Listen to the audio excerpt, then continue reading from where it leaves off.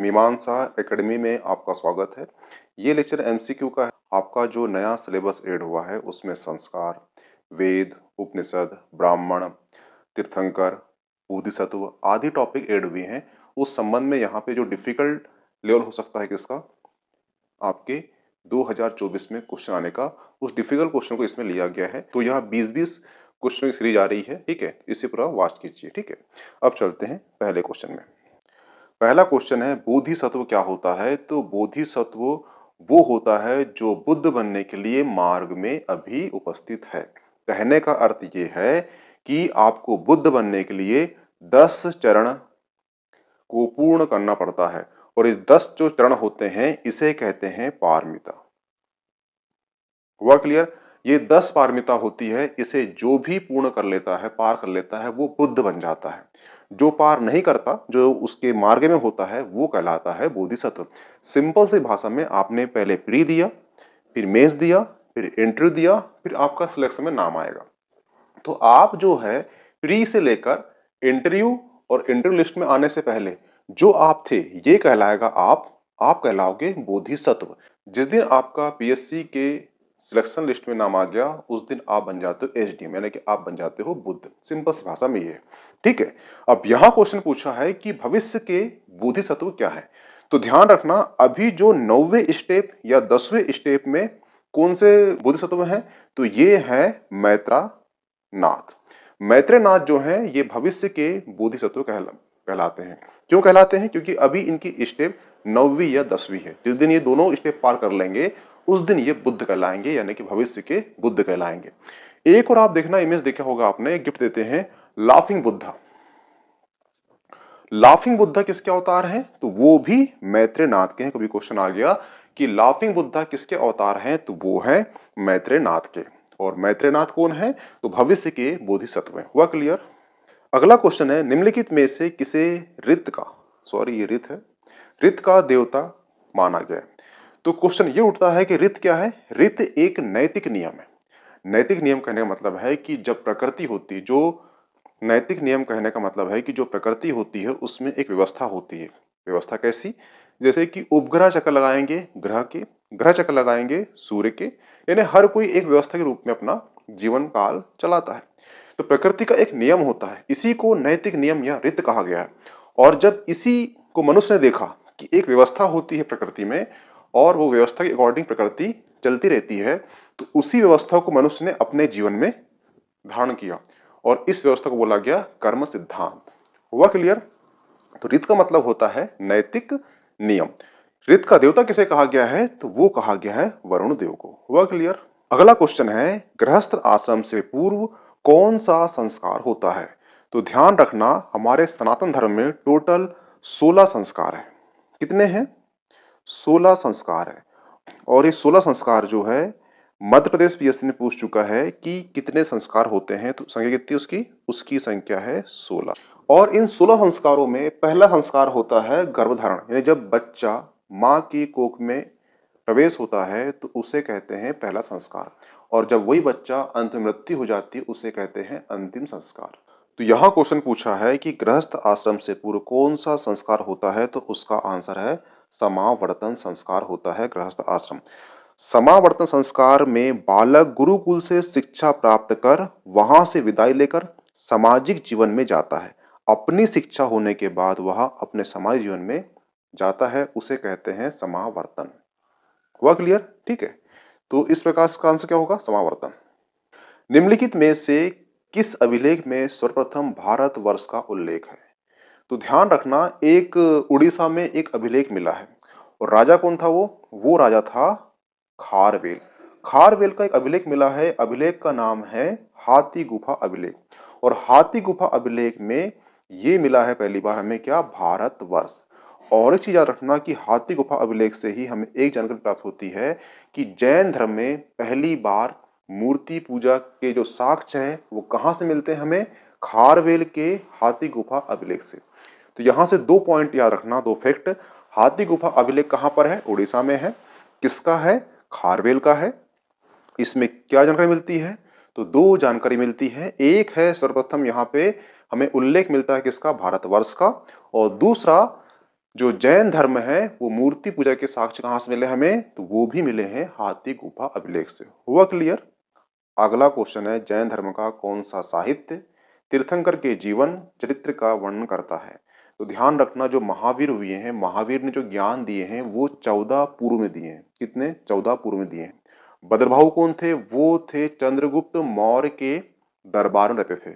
ठीक है, तो भद्रभाहु को 14 जो पूर्व हैं उसकी जानकारी पूरी प्राप्त थी, परंतु क्या होता है कि मगध में 12 वर्ष का अकाल पड़ता है और वहां से चंद्रगुप्त मौर्य और भद्रबाहु कहाँ जाते हैं, ये श्रवण बेलगुड़ा चले जाते हैं और वहां पर चंद्रगुप्त मौर्य जो है संलेखना विधि से अपने प्राण त्याग देते हैं। यानी एक ऐसा राजा जो राजा भी था और जैन संत भी था। संलेखना विधि क्या होती है, यानी जो चीज आपको छोड़ने वाली है उसे पहले ही छोड़ दो, यानी कि मरने से पहले वो अपना खाना पीना छोड़ देते हैं, उसे कहते हैं संलेखना विधि। ठीक है, संभवतः ये पहले राजा होंगे जो अपना जीवन संलेखना विधि से प्राण त्यागे होंगे। उसके बाद जो भद्रबाहु कहाँ आते हैं, वो आते हैं मगध में और यहाँ पे कौन रहते हैं, स्थूलभद्र रहते हैं। तो स्थूलभद्र जो 14 जो पर्व हैं, पूर्व हैं, उसे ये 12 अंगों में कन्वर्ट कर देते हैं और भद्रबाहु जो हैं इन 12 अंगों को नहीं मानते और भद्रबाहु लिखते हैं कल्पसूत्र लिखते हैं। कल्पसूत्र के 3 भाग हैं।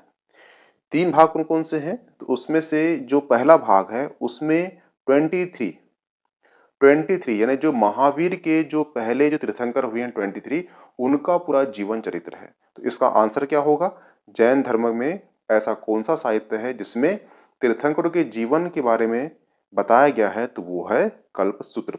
और कल्पसूत्र किसने लिखा था, वो लिखा था भद्रबाहु ने, ये भी आप याद रखना। शतपथ ब्राह्मण निम्नलिखित में से किस वेद का एक प्रमुख ब्राह्मण ग्रंथ है। तो देखना, जो 4 वेद हुए हैं, ऋग्वेद, यजुर्वेद, सामवेद, अथर्ववेद, इसमें से जो यजुर्वेद है उसके 2 पक्ष हैं, एक है शुक्ल पक्ष, एक है कृष्ण पक्ष। इसमें से शुक्ल पक्ष है उसका जो ब्राह्मण है वो है शतपथ ब्राह्मण। इसका आंसर क्या होगा, ये होगा शुक्ल यजुर्वेद। ये इमेज मैंने ऐड कर दिया है, इसे आप पढ़ लेना क्योंकि यहां से क्वेश्चन आने की संभावना ये है। ठीक है, एक और चीज याद रखना कि यजुर्वेद का जो दूसरा पक्ष है कृष्ण यजुर्वेद, इसमें जो उपनिषद है, इसमें जो एक उपनिषद कौन सा है, वो है कंठोपनिषद। और जो कंठोपनिषद में कहानी है किसकी, वाद विवाद है किसका, यम और नचिकेता का। और ये जो क्वेश्चन है यूपीएससी ने क्वेश्चन पूछ चुका है कि किस उपनिषद में यम और नचिकेता के संवाद दिया गया है, तो वो है कंठोपनिषद। ये भी क्वेश्चन पूछ सकता है पीएससी में, कंठोपनिषद किसका उपनिषद है, तो वो यजुर्वेद के कृष्ण यजुर्वेद पक्ष का उपनिषद है। हुआ क्लियर। अब आपको ये भी याद रखना है तैत्रीय, जो कृष्ण यजुर्वेद है उसका तैत्रीय अरण्यक है और इसमें अतिथि देवो भव, आपने एक वर्ड सुना होगा, एक वाक्य सुना होगा, अतिथि देवो भव, यानी कि अतिथि भगवान की तरह होता है। ये जो वाक्य है ये कहाँ उल्लेखित है, तो यजुर्वेद का जो कृष्ण यजुर्वेद जो पक्ष है उसका जो अरण्यक है तैत्रेयी में उल्लेखित है अतिथि देवो भव। अतिथि का मतलब होता है जो एक दिन का अतिथि हो उसे कहते हैं अतिथि। हुआ क्लियर। अगला क्वेश्चन है, निम्नलिखित में से कौन सा एक दुनिया का सबसे पुराना गणतंत्र है। ध्यान रखना, पूरे 16 महाजनपद हुए हैं, उसमें से बहुत से गणतंत्र हुए हैं, उसमें से एक हुआ है वज्जी। वज्जी की जो राजधानी थी वो थी वैशाली। ठीक है, और एक हुआ है मल्ल। ये 2 ऐसे गणतंत्र थे, ये 2 गणतंत्र थे। इसमें सबसे ओल्डेस्ट गणतंत्र कौन सा था, दुनिया का सबसे पुराना गणतंत्र, वो है वज्जी यानी कि वैशाली। इसका आंसर क्या होगा, वैशाली। अगला क्वेश्चन है, निम्नलिखित संस्कारों का क्रम होगा। ठीक है, बता चुका हूं आपको कि 16 संस्कार होते हैं। पहला संस्कार होता है गर्भधान संस्कार, दूसरा संस्कार होता है पुष्पवंत संस्कार, तीसरा होता है सीमांतोन्नयन, तो ये तीसरा संस्कार है। हुआ क्लियर। ठीक है, चौथा होता है जात कर्म और जो पांचवा होता है नामकरण। निष्कर्मण होता है छठवां संस्कार और जो अन्न प्रशासन होता है ये होता है 7वां और मुंडन होता है 8वां, विद्यारण होता है 9वां और कर्ण वेद होता है 10वां, यज्ञोपित होता है 11वां, और जो वेदारंभ होता है 12वां, केशकांत होता है 13वां, और समावर्तन होता है 14वां। ठीक है, अब मिला लीजिए। ठीक है, तो इसमें पहले कौन सा आएगा? तीन, तीन आएगा, तीन यहाँ पर है, तीन यहाँ पर है, तीन यहाँ पर है। अब जो चौथा एक आएगा, एक यहाँ पर है, ये कट ये कट, तो इसका आंसर होगा 3 1 2 4। ठीक है, आपको 16 संस्कारों के बारे में याद होना चाहिए, इसका सीक्वेंस याद होना चाहिए, क्योंकि ये इस प्रकार से क्वेश्चन पूछ सकता है वो 2024 के एमपीएससी में। ठीक है, आपको सीक्वेंस याद होना चाहिए। आप एक बार क्या करना कि चलो ठीक है, मैं एक वीडियो बना दूंगा इसका कि इसको याद कैसे रखना है। आपको इसको बांटना है जन्म के पहले, जन्म के पूर्व और जन्म के बीच में। ठीक है, हुआ क्लियर? अब चलते हैं नेक्स्ट क्वेश्चन में। निम्नलिखित में से कौन सा एक पंच महायज्ञ का अंग नहीं है? तो देखना, जो यज्ञ है, जो यज्ञ है वो उसके तीन प्रकार हैं। एक होता है स्रोत यज्ञ, एक होता है स्मृत यज्ञ, और एक होता है पंच महायज्ञ। जो पंच महायज्ञ है उसमें 5 यज्ञ हैं। इन 5 महायज्ञों में सबसे सर्वश्रेष्ठ यज्ञ होता है ब्रह्म यज्ञ, इसे ऋषि यज्ञ भी कहा जाता है। जो दूसरा यज्ञ होता है वो पितृयज्ञ होता है, पिंडदान करते हैं इसमें। ठीक है, और जो चौथा यज्ञ होता है उसमें होता है भूत यज्ञ। भूत यज्ञ में क्या होता है? इसमें कुत्ता, चींटी, कीट, गरीब बीमारी आदि को गृहस्थ के रूप में भोजन उपलब्ध कराता है। इसे कहते हैं भूत बलि भी कहते हैं। यानी घरों में जब पहला खाना बनता है तो उसका जो ऊपर का खाना होता है, का खाना, वो जानवरों को, चींटी को, पंछी को दिया जाता है। इसे कहते हैं, ये भी एक यज्ञ होता है, इसे कहते हैं भूत यज्ञ। नृत्य योग्य अतिथि यज्ञ, इसमें जो अतिथि आता है उसका सम्मान करते हैं। ठीक है, तो इस प्रकार से यज्ञ जो होते हैं मनुष्य जीवन की एक सामाजिक व्यवस्था। ठीक है, तो इसमें पंच महायज्ञ का अंग नहीं है बोल रहा है, तो कौन सा? भूत यज्ञ है, मनुष्य यज्ञ है, अतिथि पूजा। ठीक है, ब्रह्म यज्ञ है, जो अग्निष्टोम यज्ञ है, ये यज्ञ यहाँ पे नहीं है। अग्निष्टोम यज्ञ जो है वो है स्रोत यज्ञ का भाग है। स्रोत यज्ञ यानी कि जो आपने सुना होगा अश्वमेध यज्ञ, ये यज्ञ बहुत ही महंगे होते हैं, इनमें धन खर्चे अधिक होते हैं। और जो पंच महायज्ञ है इसमें धन का व्यय नहीं होता। जैसे कि आपने खाना बना, चींटी को दे दिया, अपने घर गाय को खाना खिला दिया, ये यज्ञ होता है। सिंपल से इन्हें बहुत ही सामान्य यज्ञ होते हैं, इसमें खर्चा बिल्कुल नहीं होता है। इसे कहते हैं पंच महायज्ञ। हुआ क्लियर? ये भी आपके सिलेबस में है, इसलिए ध्यान रखना। कर्म सिद्धांत से संबंधित भगवत गीता का उपदेश महाभारत के किस पर्व में है? तो ध्यान रखना, जो महाभारत हुई है, महाभारत में भगवान श्री कृष्ण ने अर्जुन को गीता सुनाई थी। आप क्वेश्चन कभी ये पूछ लिया कि गीता कितने लोग को सुनाई है? श्री कृष्ण के द्वारा सुनी है, तो ये 4 व्यक्ति ने सुनी है। पहले व्यक्ति कौन है? अर्जुन। ठीक है, अर्जुन के जो रथ है उसके ऊपर झंडा है, वहां बैठे थे हनुमान जी, उनने भी सुना था। पूरा जो युद्ध है महाभारत का वो देखा था बर्बरी ने, उनने भी सुना था। और जो संजय है, जो धृतराष्ट्र को कहानी बता रहा था, ठीक है, वीडियो कॉल के थ्रू, उसने सुना था। 4 व्यक्ति हैं जिन्होंने भगवान श्री कृष्ण के मुंह से गीता सुनी है: अर्जुन, हनुमान जी, संजय और बर्बरी। हुआ क्लियर? और जो गीता का उपदेश है ये इसमें निष्कर्म सिद्धांत बताया गया है।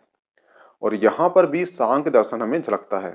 और यहाँ पर भी श्री कृष्ण जो सांख्य दर्शन की बात करते हैं, सांख्य दर्शन आपके षट दर्शन का भाग है। ये बोलते हैं यहाँ पर कि इस दुनिया का सबसे ओल्डेस्ट दर्शन कौन सा है, तो वो सांख्य दर्शन है। और श्री कृष्ण गीता बताते हैं कि जो पृथ्वी का, जो जगत का रचना हुई है, ये पुरुष और प्रकृति से हुई है, जिसमें पुरुष जो है चेतन है और जो प्रकृति है वो अचेतन है, यानी अचेतन है। ये जब दोनों मिलते हैं तो जगत का निर्माण होता है। ये श्री कृष्ण ने बताया था, और यही फिलॉसफी सांख्य दर्शन में है। वही सेम फिलॉसफी जैन धर्म में है। कौन सी? जैन धर्म बोलते हैं जीव और अजीव। जीव यानी कि चेतन, अजीव यानी कि अचेतन। हुआ क्लियर? ठीक है। अब क्वेश्चन का आंसर क्या है? महाभारत के किस पर्व में है? तो ये जो है भीष्म पर्व में है गीता का उपदेश। भारतीय षड्दर्शन विचारधारा में कौन से दर्शन अनिश्वरवादी माने जाते हैं? ध्यान रखना, टोटल 9 दर्शन है। 9 दर्शन में 6 दर्शन होते हैं आस्तिक, और जो 3 दर्शन होते हैं नास्तिक। इसमें जो 6 दर्शन होते हैं, इसमें एक सांख्य दर्शन है, योग दर्शन है, न्याय है, वैशेषिक है, पूर्व मीमांसा है और वेदांत है। ये 6 दर्शन जो है आस्तिक दर्शन कहलाते हैं। भारत में आस्तिक और नास्तिक का अर्थ होता है, जो वेदों को मानता है वो आस्तिक, जो वेदों को नहीं मानता वो नास्तिक। हुआ क्लियर? अब 3 कौन से हैं? एक है जैन, एक है बौद्ध, एक है चारवाक। ये 3 ऐसे धर्म हैं जो नास्तिक कहलाते हैं क्योंकि ये वेदों को नहीं मानते। ध्यान रखना, भारत में आस्तिक और नास्तिक का संबंध ईश्वर से बिल्कुल नहीं है, वेदों से है। जो वेदों को मानता है वो आस्तिक कहलाता है, जो वेदों को नहीं मानता वो नास्तिक कहलाता है। ठीक है। अब जो ये 6 दर्शन हैं, इसमें से जो 4 हैं वो हैं ईश्वरवादी हैं और जो 2 हैं ये अनीश्वरवादी हैं।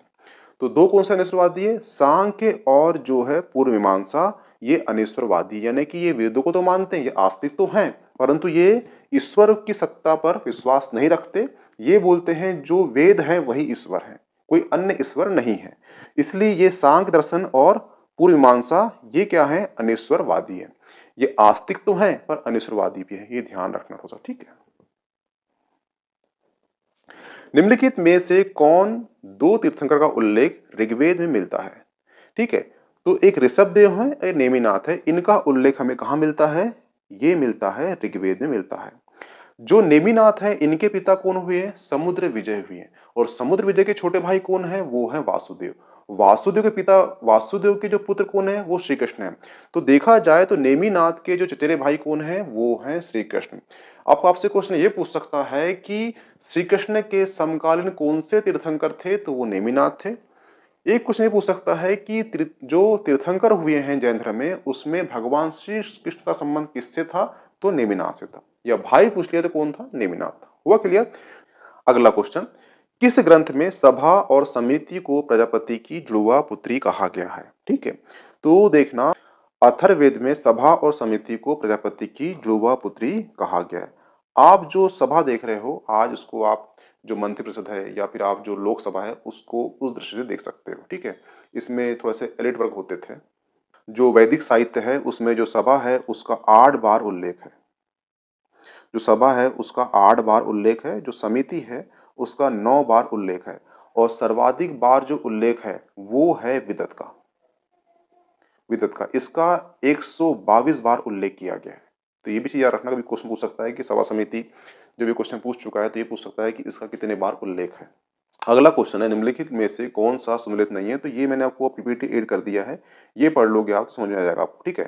तो ये क्वेश्चन क्या है? उसका क्वेश्चन सम्मिलित करना है आपको। इसमें इसे बोला है कि अथर्ववेद का ऐतरेय उपनिषद सही है, अथर्ववेद का ऐतरेय उपनिषद सही है, यजुर्वेद का ये भी सही है, और जो बता चुका हूं मैं, कंठोपनिषद जो है यजुर्वेद के 2 पक्ष हैं, शुक्ल और कृष्ण। कृष्ण का जो उपनिषद है वो कंठोपनिषद है, जहां पे यम और नचिकेता की संवाद का उल्लेख है। तो इसका संबंध इससे नहीं है, तो इसका आंसर होगा ये। हुआ क्लियर? इसका भी सही है। ध्यान रखना कि जो अथर्ववेद है उसका जो उपनिषद है वो है मुंडक उपनिषद, और मुंडक उपनिषद से ही राष्ट्रीय वाक्य लिया गया है। तो ये भी ध्यान रखना आप। ठीक है। ये आप पीपीटी ऐड कर दियो, इसे आप ध्यान से पढ़ लेना, ये शॉर्ट में है। एग्जाम के पहले इसे देख के चल जाना, तो आपको जो डाउट होगा एग्जाम में वो डाउट नहीं होगा। क्योंकि यहाँ से जो क्वेश्चन आते हैं, कौन किसका ब्राह्मण है, अरण्यक है, संहिता है, तो ये नहीं बनता यहाँ से एग्जाम में।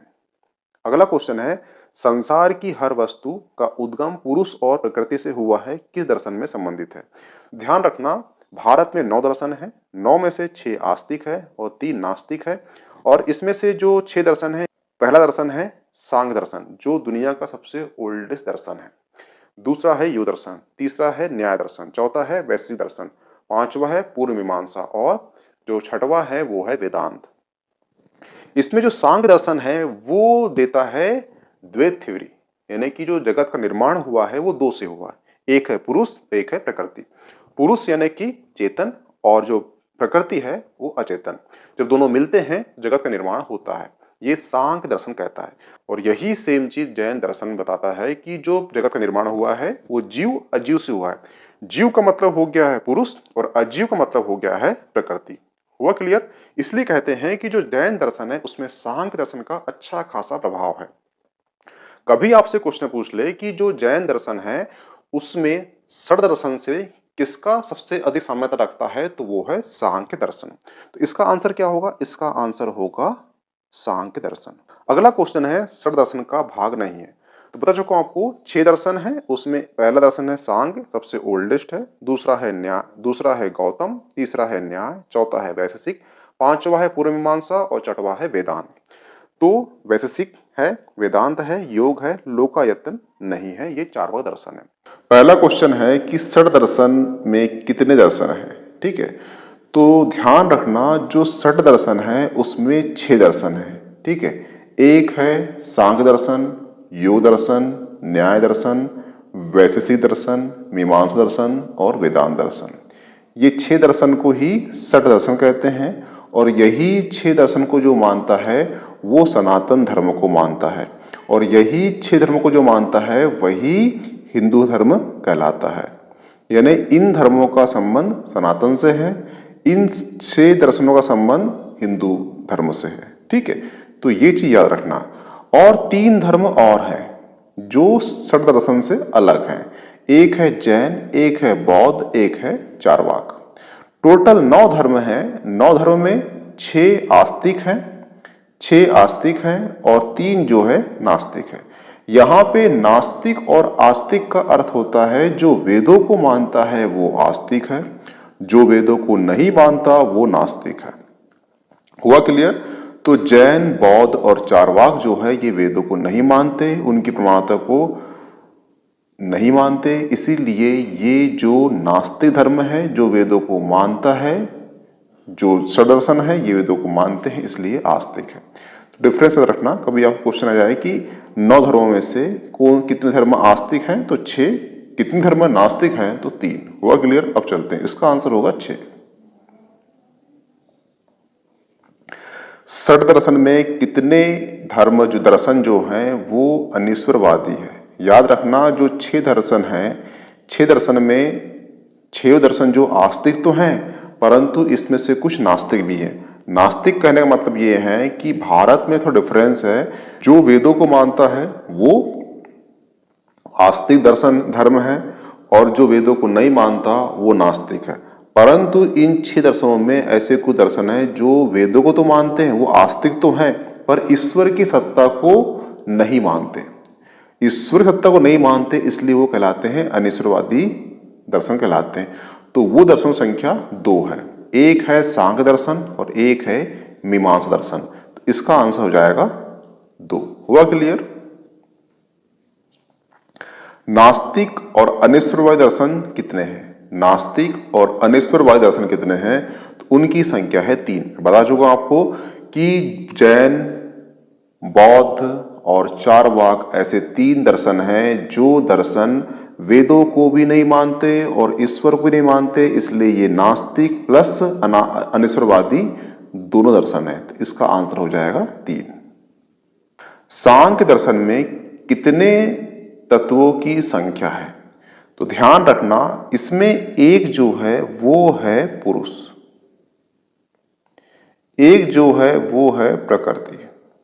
ठीक है, और 23 जो और तत्व हैं। ठीक है, तो इस प्रकार से ये 23 हो गए, ये कितने हो गए? 25 हो गए। ठीक है, जो 23 हैं उसमें से 5 महाभूत हैं, 5 ज्ञानेंद्रिय हैं, 5 कमेन्नी हैं और 5 तन मंत्र है। ठीक है, तो ये तो हो गए अब कितने? ये हो गए 20। ठीक है, एक मन, एक अहंकार और एक बुद्धि, तो ये हो गए 3 प्लस 23 और एक प्रकृति, एक पुरुष, कितने हो गए? टोटल तत्व संख्या कितनी है? 25 है। हुआ क्लियर? कभी क्वेश्चन आ जाए आपको कि 6 दर्शनों में से ऐसा कौन सा दर्शन है जिसका साम्यता बहुत ज्यादा मिलती किससे? जैन धर्म से मिलती है, तो उसका आंसर क्या है? सांख्य दर्शन है। कभी क्वेश्चन आपको आ जाए कि षड दर्शन में सबसे प्राचीन दर्शन कौन सा है, तो वो सांख्य दर्शन है। अगर आपने महाभारत सुनी होगी तो जो श्री कृष्ण है वो अर्जुन को देते हैं ज्ञान, तो बोलते हैं कि पार्थ ये जो मैं तुम बता रहा हूँ, ज्ञान दे रहा हूँ, ये सांख्य दर्शन है, दुनिया का सबसे प्राचीन दर्शन। तो 6 दर्शनों में से सबसे प्राचीन दर्शन कौन सा है? तो सांख्य दर्शन है। ठीक है, सांख्य क्यों बोला गया है? क्योंकि इसमें तत्वों की संख्या 25 है, इसलिए सांख्य बोला गया है। ठीक है, अब चलते हैं नेक्स्ट। सत्कार्यवाद सिद्धांत किस दर्शन का सिद्धांत है? तो सत्कार्यवाद सिद्धांत जो है सांख्य दर्शन का सिद्धांत है। सत्कार्यवाद का मतलब होता है कि जो भी आप दुनिया में देख रहे हो, प्रकृति में देख रहे हो, वो पहले उसी में कारण में निहित थी। जैसे कि जो घड़ा है, ठीक है, घड़ा कारण है मिट्टी का। अगर मिट्टी ना होती तो घड़ा भी नहीं बनता। तो पहले घड़ा कहाँ निहित था? वो मिट्टी में निहित था। तो जो भी चीज कार्य है वो कारण में निहित होती है। जैसे कि दूध से दही निकला है, अगर दूध कारण है तो दही उसका परिणाम है। तो जो भी चीज आपको दिख रही है दुनिया में वो पहले कारण में ही निहित होती है, कारण से ही निकलती है, उसको बोलते हैं सत्कार्यवाद। ठीक है, तो ये है सांख्य दर्शन का सिद्धांत है सत्कार्यवाद। क्वेश्चन बस आएगा कि सत्कार्यवाद सिद्धांत जो है किस दर्शन का सिद्धांत है? वो है सांख्य दर्शन का। और सांख्य दर्शन के कितने तत्व हैं? 25 तत्व हैं।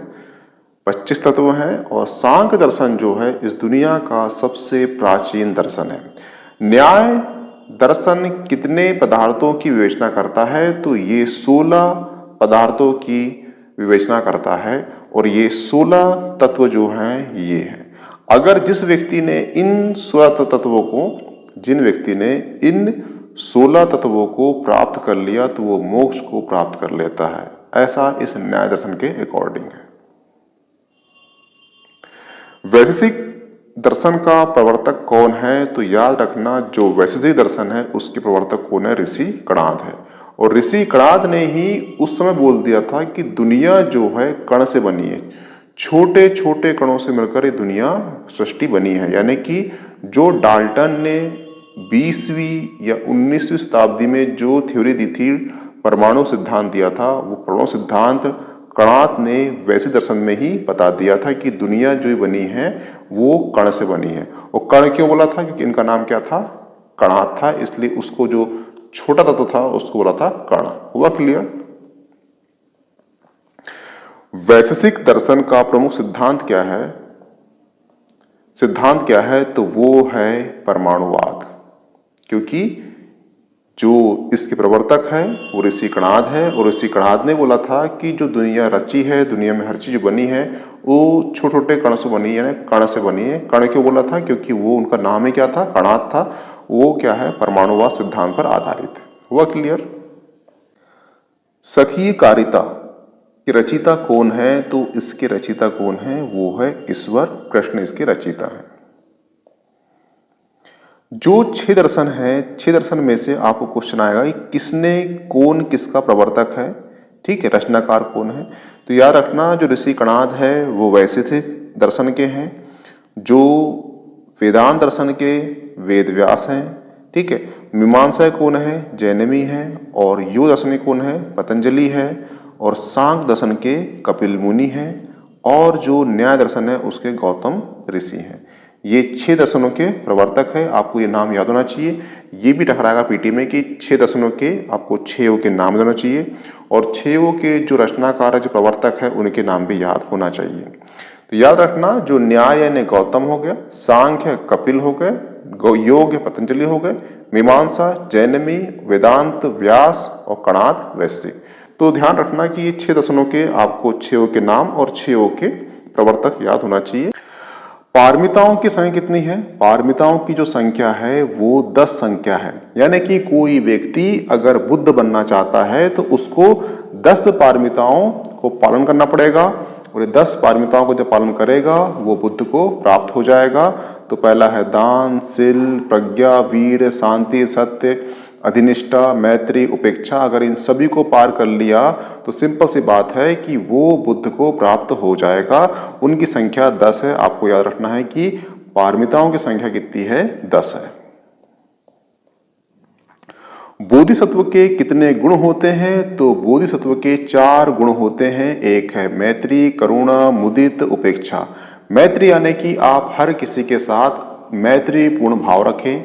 करुणा यानी कि किसी दूसरे का दुख को अपना ही दुख समझे, करुणा कहलाता है। मुदित यानी कि किसी अन्य की खुशी में ऐसा करो कि आपको ऐसा भाव हो कि वो मेरी ही खुशी है, ये कहलाता है मुदित। ये 4 प्रकार के गुण होते हैं। तो आपको क्वेश्चन आएगा बोधिसत्व के कितने गुण होते हैं? तो 4 गुण होते हैं बोधिसत्व के।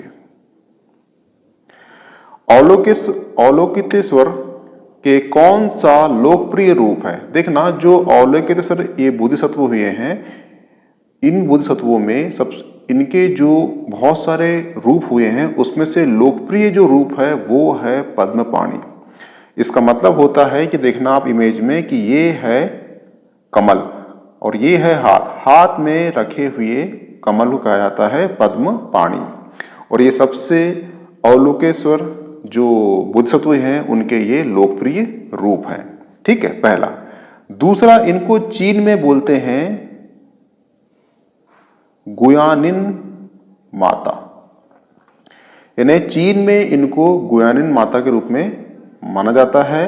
कहने का मतलब यह है कि भारत में जो पद्मपाणि है इन्हें पुरुष रूप में माना जाता है और चीन में इन्हें माता रूप में माना जाता है, यानी वहां पे स्त्री रूप में माना जाता है।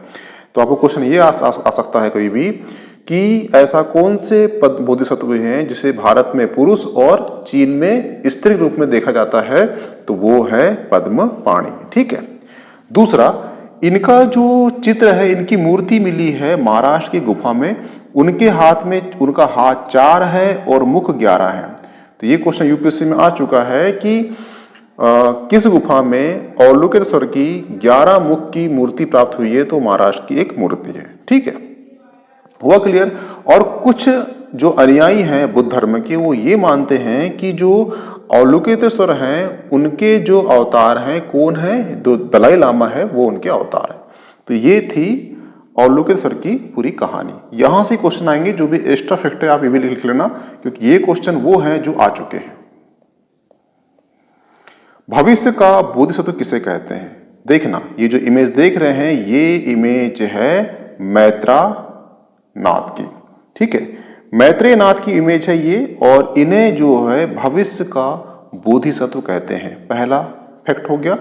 दूसरा फैक्ट याद रखना कि एक क्वेश्चन आपको आया है कि ऐसे कौन से बोधिसत्व हैं जो गौतम बुद्ध के उत्तराधिकारी हैं, तो वो भी कौन है, वो मैत्रेयनाथ है। क्योंकि ये भविष्य में जब भी अनैतिकता, ठीक है, अत्याचार जब बढ़ जाएगा पृथ्वी में, तो उसको खत्म करने के लिए एक अवतार होगा बोधिसत्व का, वो होंगे कौन, मैत्रेयनाथ। इसलिए कहा गया है कि बुद्ध के ये उत्तराधिकारी हैं। जिस प्रकार से बुद्ध ने बौद्ध धर्म की स्थापना की, उसकी पुनर्स्थापना कौन करेंगे, मैत्रेयनाथ करेंगे। तो ये इनका फैक्ट था।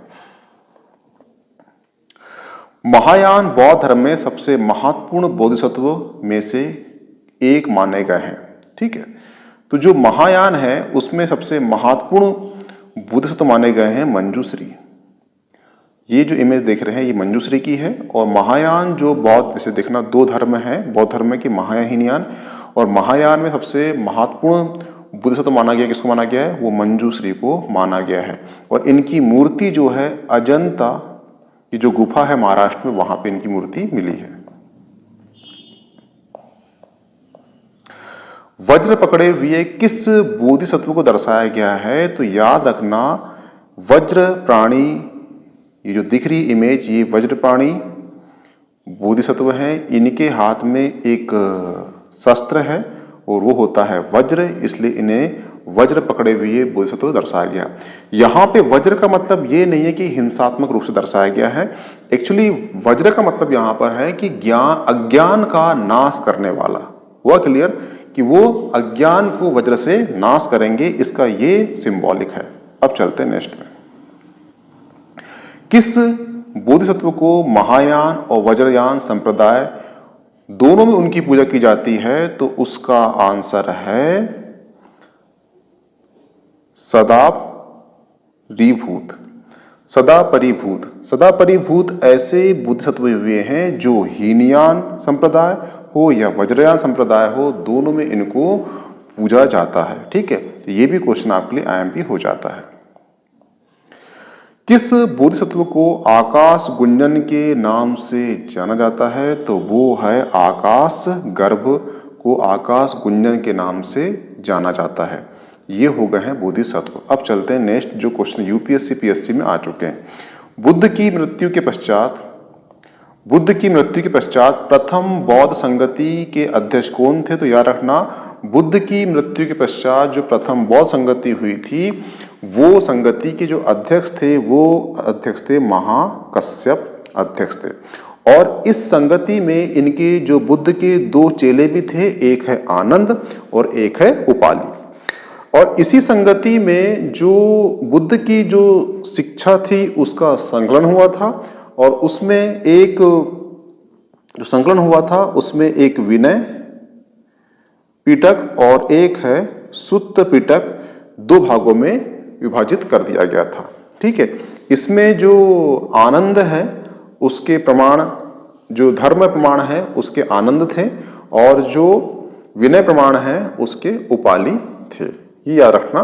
तो क्वेश्चन ये आएगा आपको कि बुद्ध की जो शिक्षाओं का संकलन हुआ था उसमें विभाजन कब पड़ा, सुत्त और विनय पिटक, सुत्त पिटक और विनय पिटक में, तो ये प्रथम बौद्ध संगति में ही पड़ चुका था। ठीक है, और इसके अध्यक्ष कौन थे, तो अध्यक्ष थे महाकश्यप, इसके अध्यक्ष थे। हुआ क्लियर? निम्नलिखित में से किस शैलकृत गुफाओं में 11 सिरों के बोधिसत्व का अंकन मिला है? तो याद रखना, महाराष्ट्र में कन्हेरी की गुफा है, और कन्हेरी गुफा में अवलोकितेश्वर, जिसे पद्मपाणि कहा जाता है, इनके 4 हाथ और 11 सिर की यहाँ पे मूर्ति मिली है। ठीक है, तो ये क्वेश्चन तो बता चुका आपको मैंने। अवलोकितेश्वर जो पहले बोधिसत्व थे, उनकी 4 हाथ और 11 सिर की मूर्ति मिली कहाँ पर? महाराष्ट्र के कन्हेरी गुफा से। हुआ क्लियर? तो ये क्वेश्चन को आप IMP कर लेना, क्योंकि ये क्वेश्चन UPPSC की प्री में आ चुका है। शुद्धि मग्न की रचयिता कौन है? तो याद रखना कि जो थेरवाद संप्रदाय हुआ है, थेरवाद संप्रदाय में जो थेरवाद बौद्ध सिद्धांत हुआ है उसमें एक बुद्ध घोष हुए हैं। बुद्ध घोष ने शुद्ध दिगम नाम की रचना की थी, और ये थेरवाद संप्रदाय का महान ग्रंथ माना जाता है। सर एडविन अर्नोल्ड की पुस्तक है द लाइट ऑफ एशिया आधारित है। याद रखना कि द लाइट ऑफ एशिया जो बुक है उसमें कहा गया है भगवान बुद्ध को एशिया का प्रकाश पुंज, और इस बुक का प्रकाशन हुआ था 1879 को। ठीक है, और ये बुक किस पे आधारित है? तो वो है ललित विस्तार पर। ललित विस्तार कौन सी बुक है? जिसमें बुद्ध की जो पुरानी जितनी भी कथाएं हैं उसका विस्तार पूर्वक वर्णन इस बुक में दिया गया है। इस पर ही आधारित कौन सी बुक है? वो लाइट ऑफ एशिया बुक है। और किसकी बुक है वो? सर एडविन अर्नोल्ड की पुस्तक है। महायान बौद्ध धर्म में बोधिसत्व अवलोकितेश्वर को और किस अन्य नाम से जाना जाता है? तो उसका आंसर है पद्मपाणि। बता चुका हूं आपको कि इनके बहुत से रूप हुए हैं, परंतु सबसे प्रसिद्ध जो रूप हुआ है वो पद्मपाणि हुआ, यानी कि हाथ में कमल लिए हुए। ठीक है, और पद्मपाणि किसके रूप थे? वो अवलोकितेश्वर के रूप थे। इनकी मूर्ति कहाँ मिली है? कन्हेरी की गुफा मिली है। कहाँ पर? महाराष्ट्र में। वहां पे 4 हाथ और 11 मुख वाली मूर्ति मिली है। किसकी? अवलोकितेश्वर की। ठीक है, हुआ क्लियर? और इन्हीं को चीन में गुयानिन माता नाम से जाना जाता है, यानी कि चीन में ये स्त्री रूप में है और भारत में ये पुरुष रूप में है। हुआ क्लियर?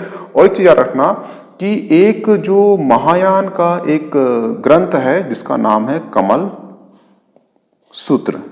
कमल सूत्र में इनका व्यापक उल्लेख है, ये भी याद रखना। ये उससे पूछ सकता है कि किस सूत्र में इनका व्यापक उल्लेख है, तो वो कमल सूत्र में। कमल सूत्र किस संप्रदाय की महान ग्रंथ है? तो वो महायान संप्रदाय की महान ग्रंथ है। हुआ क्लियर?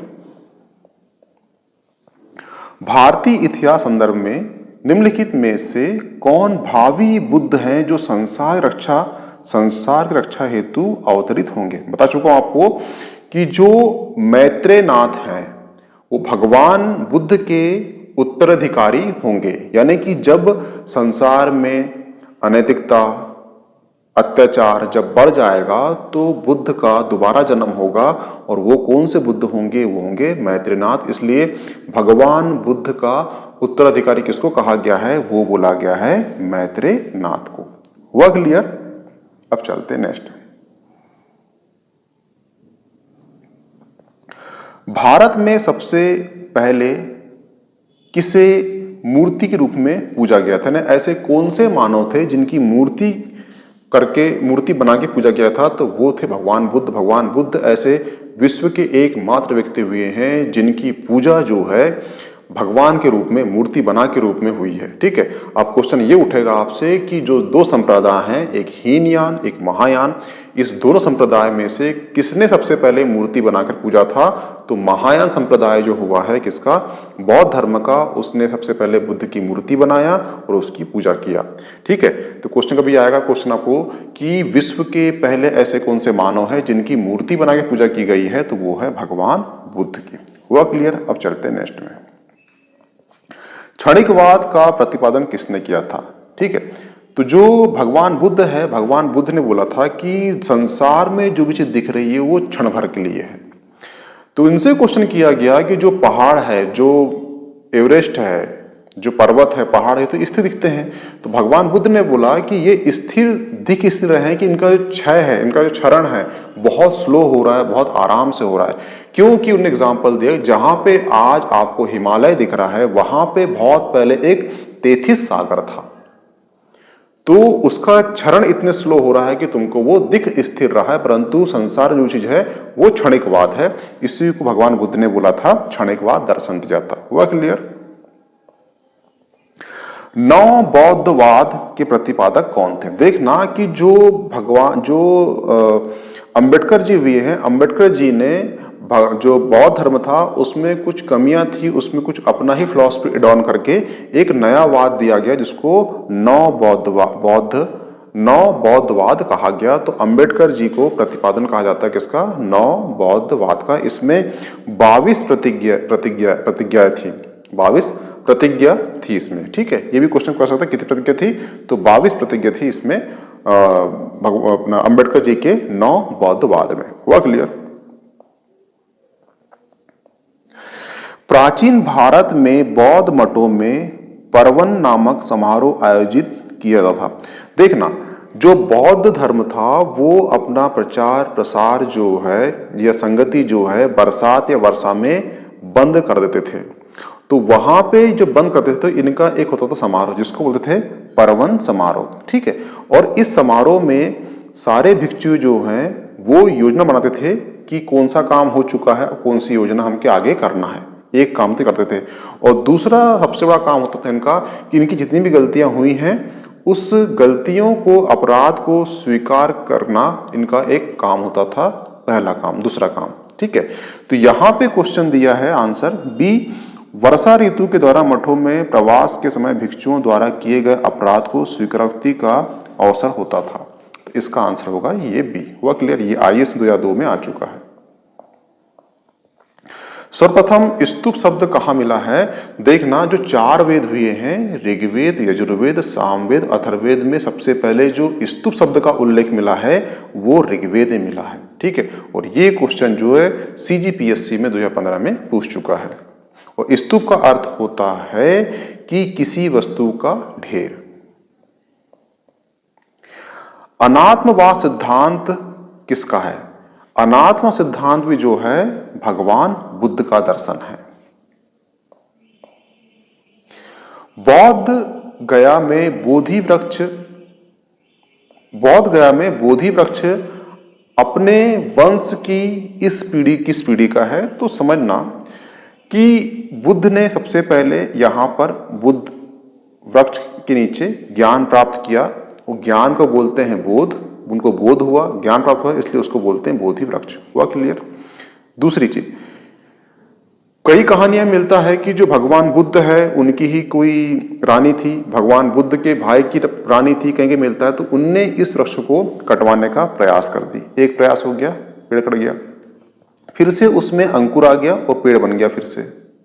ठीक है, इसके पश्चात राजा, एक पीढ़ी हो गई और दूसरी पीढ़ी शशांक हुए, शशांक ने फिर कटवा दिया पेड़ को।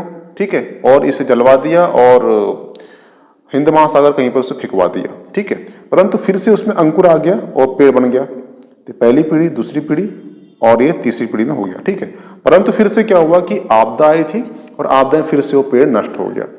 तो जो अलेक्जेंडर कलिंगम हुए, उन्होंने श्रीलंका में जो वहां से एक शाखा बुलाए और वो शाखा यहां पे लगा दी, तो ये फिर से पेड़ बन गया।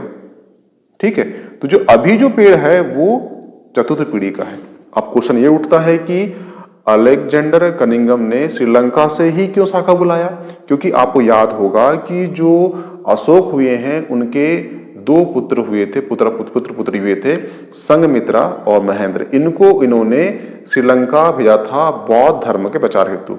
तो जो श्रीलंका जब भेजा था तो उनके साथ एक टहनी दी थी, किसकी? वो बोधि वृक्ष की, और ये टहनी को वहां लगा के आए थे। उस टहनी की शाखा को इसने बुलाया, अलेक्जेंडर कनिंघम ने बुलाया और उसे वहां पर लगवा दिया। तो इसकी चौथी पीढ़ी है, ये याद रखना। कहीं कहीं आपको पांचवी पीढ़ी दिखेगा, परंतु आपको मैं कहानी बता चुका हूं, ये पहली, दूसरी, तीसरी और ये चौथी पीढ़ी है। तो याद रखना कि ये चौथी पीढ़ी है भगवान बुद्ध की। हुआ क्लियर? अब चलते नेक्स्ट में। भारतीय कला में बुद्ध के जीवन को किस घटना का चित्रण मृग संहिता चक्र द्वारा हुआ है?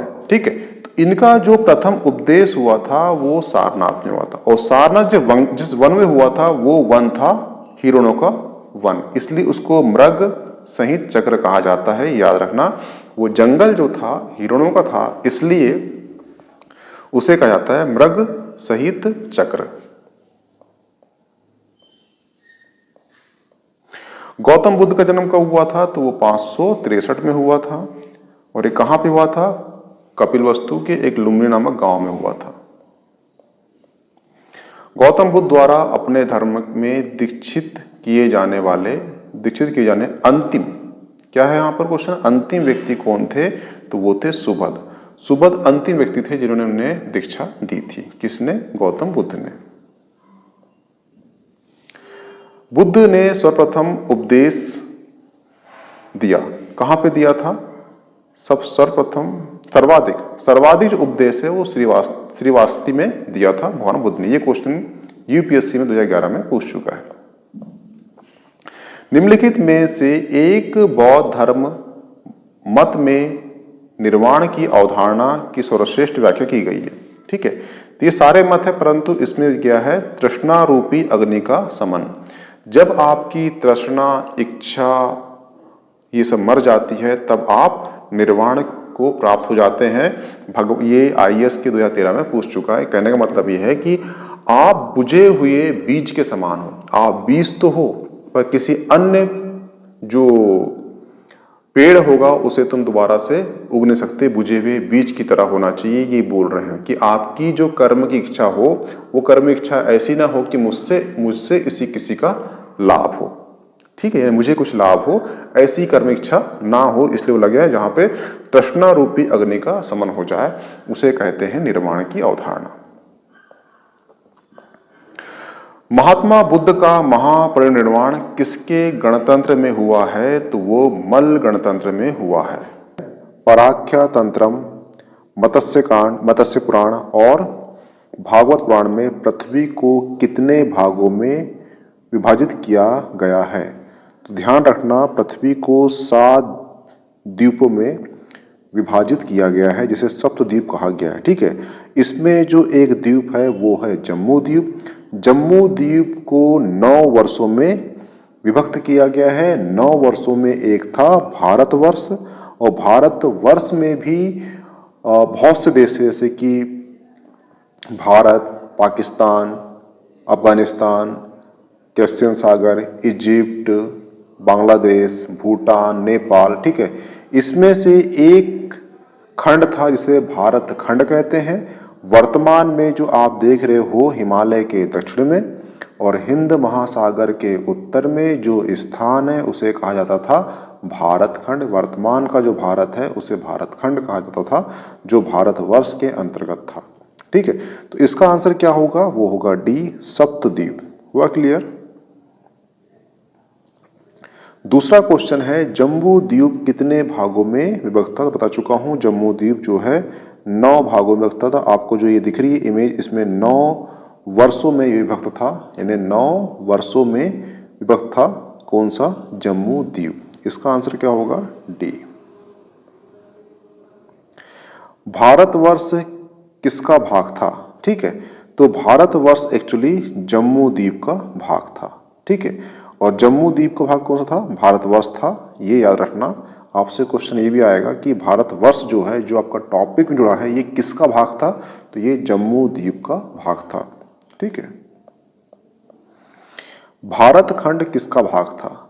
अब देखना, मैंने बताया पहले कि जो पृथ्वी को 7 भागों में 7 द्वीपों में विभक्त किया गया था मत्स्य पुराण और भागवत पुराण के अनुसार।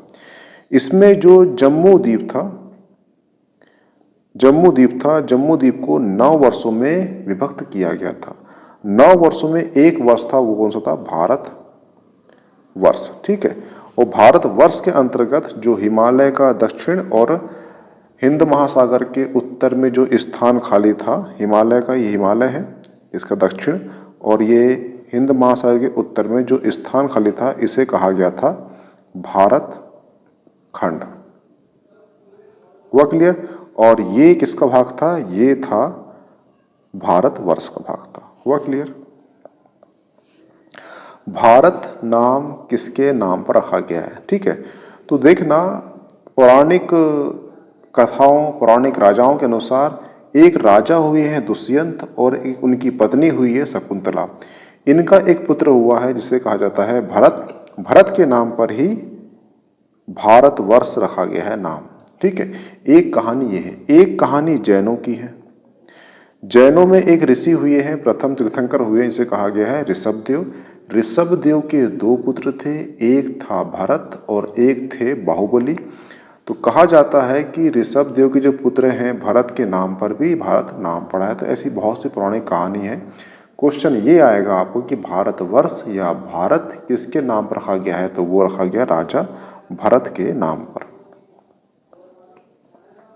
भारत खंड कितने क्षेत्रों में विभक्त था? देखना, एक हो गया उत्तर, एक हो गया दक्षिण, एक हो गया पश्चिम, एक हो गया पूर्व और एक हो गया मध्य में।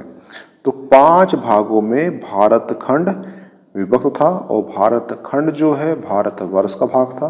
भारतवर्ष जो है जम्मू द्वीप का भाग था। जम्मू द्वीप क्या था? तो 7 द्वीपों में से एक द्वीप जम्मू द्वीप था। किसके अकॉर्डिंग? भागवत पुराण और मत्स्य पुराण के अकॉर्डिंग। कश्यप सागर किसे कहा जाता था? देखना, ये हो गया भारत, ठीक है। यहां पर पाकिस्तान है, यहाँ पर अफगानिस्तान है और यहाँ पर एक झील है जिसे कहा जाता है कैस्पियन सागर। और कैस्पियन सागर को ही पहले कश्यप सागर कहा जाता था। और ये जो कश्यप सागर है, ये कैस्पियन सागर है, ये वहाँ जो भारतवर्ष है उसका एक भाग था। इसलिए ये क्वेश्चन उठ सकता है कि कश्यप सागर किसे कहा जाता था? तो वो है कैस्पियन सागर को कश्यप सागर कहा जाता था। हुआ क्लियर? ठीक है, ये क्वेश्चन उठ सकता है, इसलिए आपको मैंने यहाँ पे इसे एक्सप्लेन कर दिया है। ये आप इसको वेरी वेरी इंपॉर्टेंट लगाकर याद रखना कि कश्यप सागर ही वर्तमान में कैस्पियन सागर है जो भारतवर्ष का भाग था। सप्तद्वीप में सबसे बाहर कौन सा पर्वत था? ठीक है, तो यहां पर एक पर्वत था जिसका नाम था लोकालोक पर्वत। तो इसे भी आप वेरी वेरी आईएमपी करके याद कर लेना कि जो सप्तद्वीप था उसके बाहर वाले क्षेत्र में कौन सा पर्वत था? तो उसका नाम था लोकालोक पर्वत, ठीक है। और आप देखना कि जो ये सप्तद्वीप है, ये पूरे 7 द्वीप है, 1 2 3 4 5 6, ठीक है, ये 7 जम्मू द्वीप। ऐसे 7 द्वीपों को बांटा गया था। किसमें बताया गया है? मत्स्य पुराण और भागवत पुराण के अकॉर्डिंग। 7 द्वीपों में एक द्वीप था जम्मू द्वीप। जम्मू नाम क्यों रखा गया? कि जामुन को ही संस्कृत में जम्मू कहा जाता है। संभवतः यहाँ पर बहुत सारे जामुन के पेड़ रहे होंगे, इसलिए इसको जम्मू द्वीप की संज्ञा दे दी गई होगी। जम्मू द्वीप में ही बहुत सारे देश थे, इसमें से एक था भारतवर्ष। भारतवर्ष में एक भारत खंड हुआ है जो वर्तमान का भारत कहलाता है। भरत का नाम भारत का नाम सर्वप्रथम कहाँ मिलता है? तो ये मिलता है ऋग्वेद मिलता है, ये याद रखना। 4 वेद हुए हैं, 4 वेद में ऋग्वेद है, उसमें हमको भारत का नाम सर्वप्रथम मिलता है। अब ये कुछ देशों ने भारत को अलग अलग नामों से पुकारा है, जैसे कि जो ईरानियों ने कहा हिंदुस्तान, क्योंकि जो इनके वर्ड में स को ह बोलते हैं, तो जो सिंधु नदी थी उसे बोलते थे हिंदू नदी, इसलिए इसका नाम हो गया हिंदुस्तान। जो यूनानी थे वो सिंडस जो नदी थी उसको कहते थे इंडस, तो इंडस से बन गया इंडिया। और जो इंडिका है ये नाम बोला गया है मेगास्थनीज ने अपने ग्रंथ में, इंडिका। भारतवर्ष सर्वप्रथम हमें कहाँ मिलता है? तो प्रथम शताब्दी है, वहाँ पर एक राजा हुए हैं खारवेल, खारवेल का एक हाथी गुफा अभिलेख हुआ है, यहाँ पर हमें भारतवर्ष सर्वप्रथम नाम मिलता है।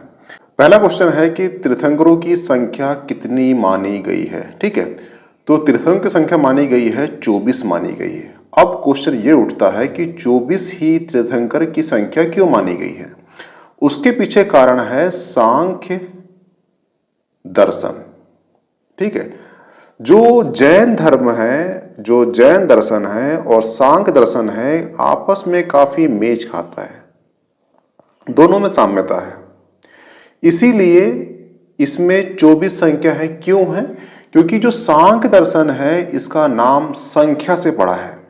संख्या से कैसे पड़ा है? क्योंकि इसमें 25 तत्व हैं और 25 तत्व में 24 तत्व हैं प्रकृति के और एक है पुरुष।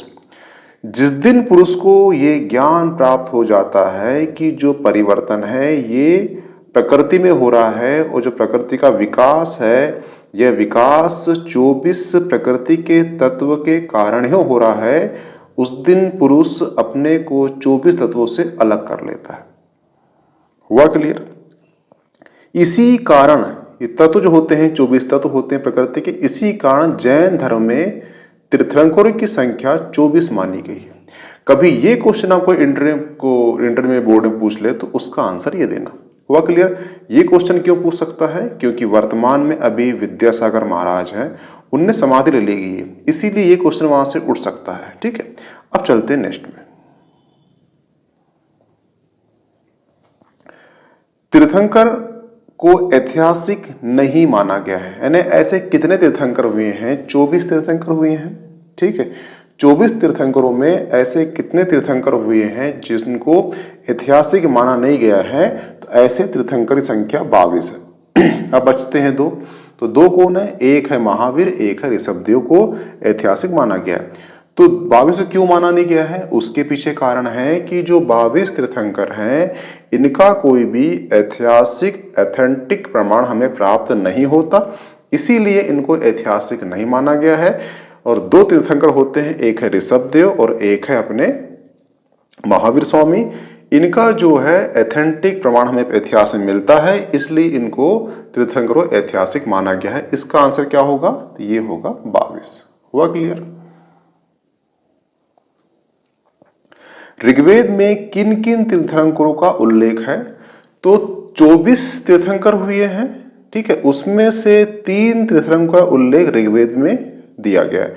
एक हो गया ऋषभदेव, एक हो गए अरिष्टनेमी और एक है नेमिनाथ।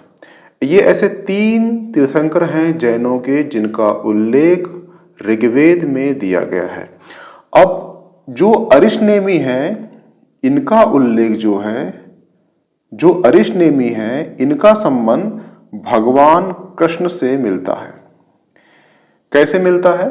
देखना, जो अरिष्टनेमी के पिता हुए हैं समुद्र विजय, समुद्र विजय के जो छोटे भाई थे वो थे वासुदेव, वासुदेव के पुत्र कौन हुए हैं? श्री कृष्ण हुए।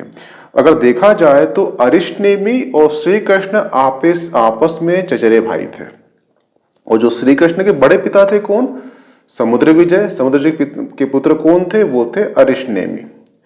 आपसे ये भी क्वेश्चन कर सकता है कि भगवान श्री कृष्ण का 24 तीर्थंकरों का जो तीर्थंकर हुए हैं उनमें से किनका संबंध भगवान श्री कृष्ण से है? तो ये अरिष्टनेमी से। ये क्वेश्चन क्यों पूछ सकता है? क्योंकि आपके नए सिलेबस में गीता जो है प्रशासन में ऐड की गई है, इसलिए यहां से क्वेश्चन कर सकता है। ठीक है, हुआ क्लियर। अब चलते नेक्स्ट। यजुर्वेद में किस तीर्थंकरों का उल्लेख है? तो यजुर्वेद जो है उसमें अजीतनाथ का उल्लेख मिलता है हमें यजुर्वेद में। तो 4 हो गए हैं, 24 तीर्थंकरों में 4 तीर्थंकरों का उल्लेख मिलता है वेदों में। तो 3 मिलता है अपना ऋषभदेव, अरिष्टनेमि और नेमिनाथ का मिलता है ऋग्वेद में।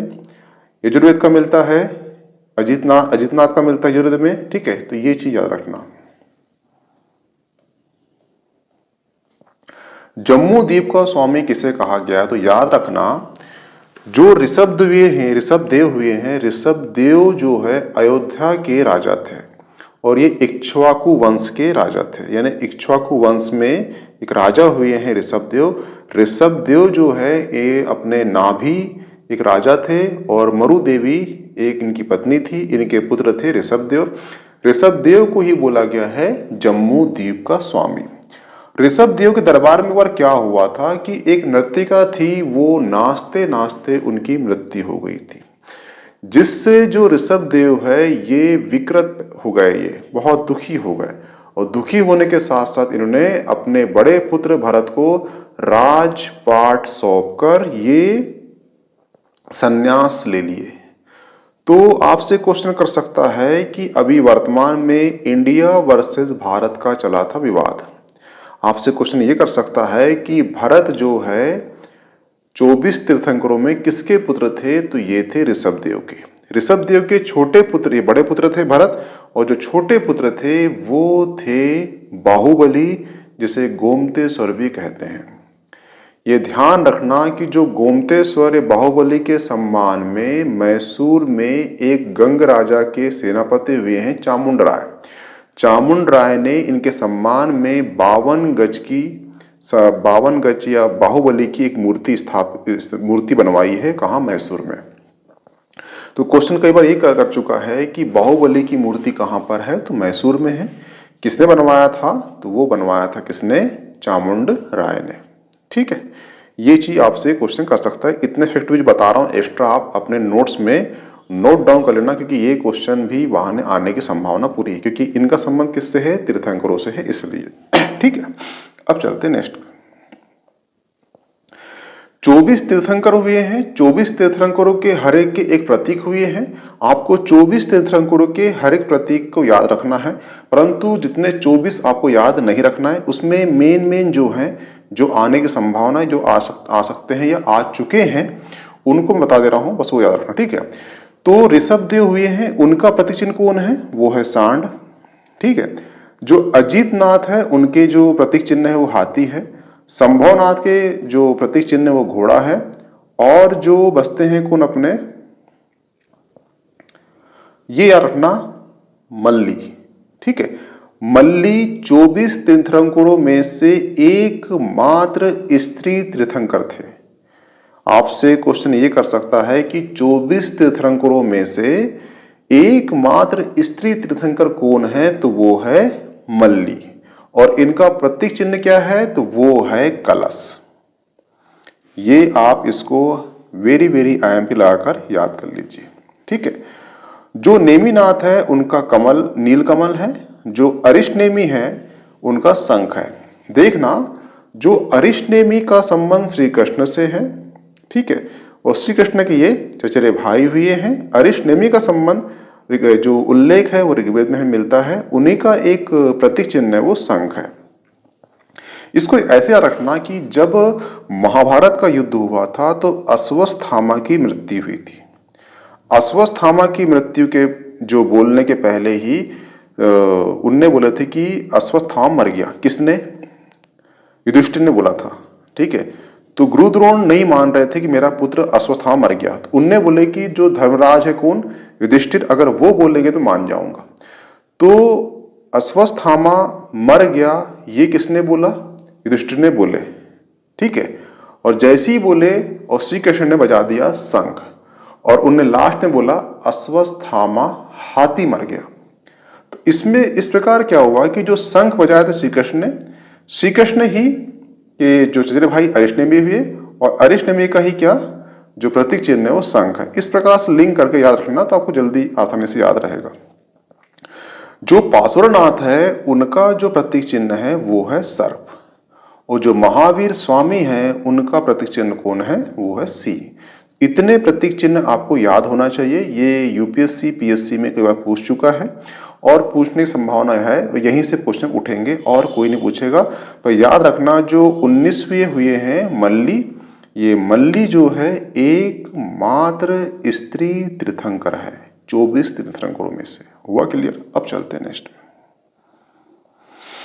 निम्नलिखित में से कौन सा कथन सही नहीं है? ठीक है, पहला कथन क्या है, श्रवण बेलगोला में स्थित गोमतेश्वर की प्रतिमा जैनियों के अंतिम तीर्थंकर को दर्शाया गया। याद रखना ये पहले गलत हो गया।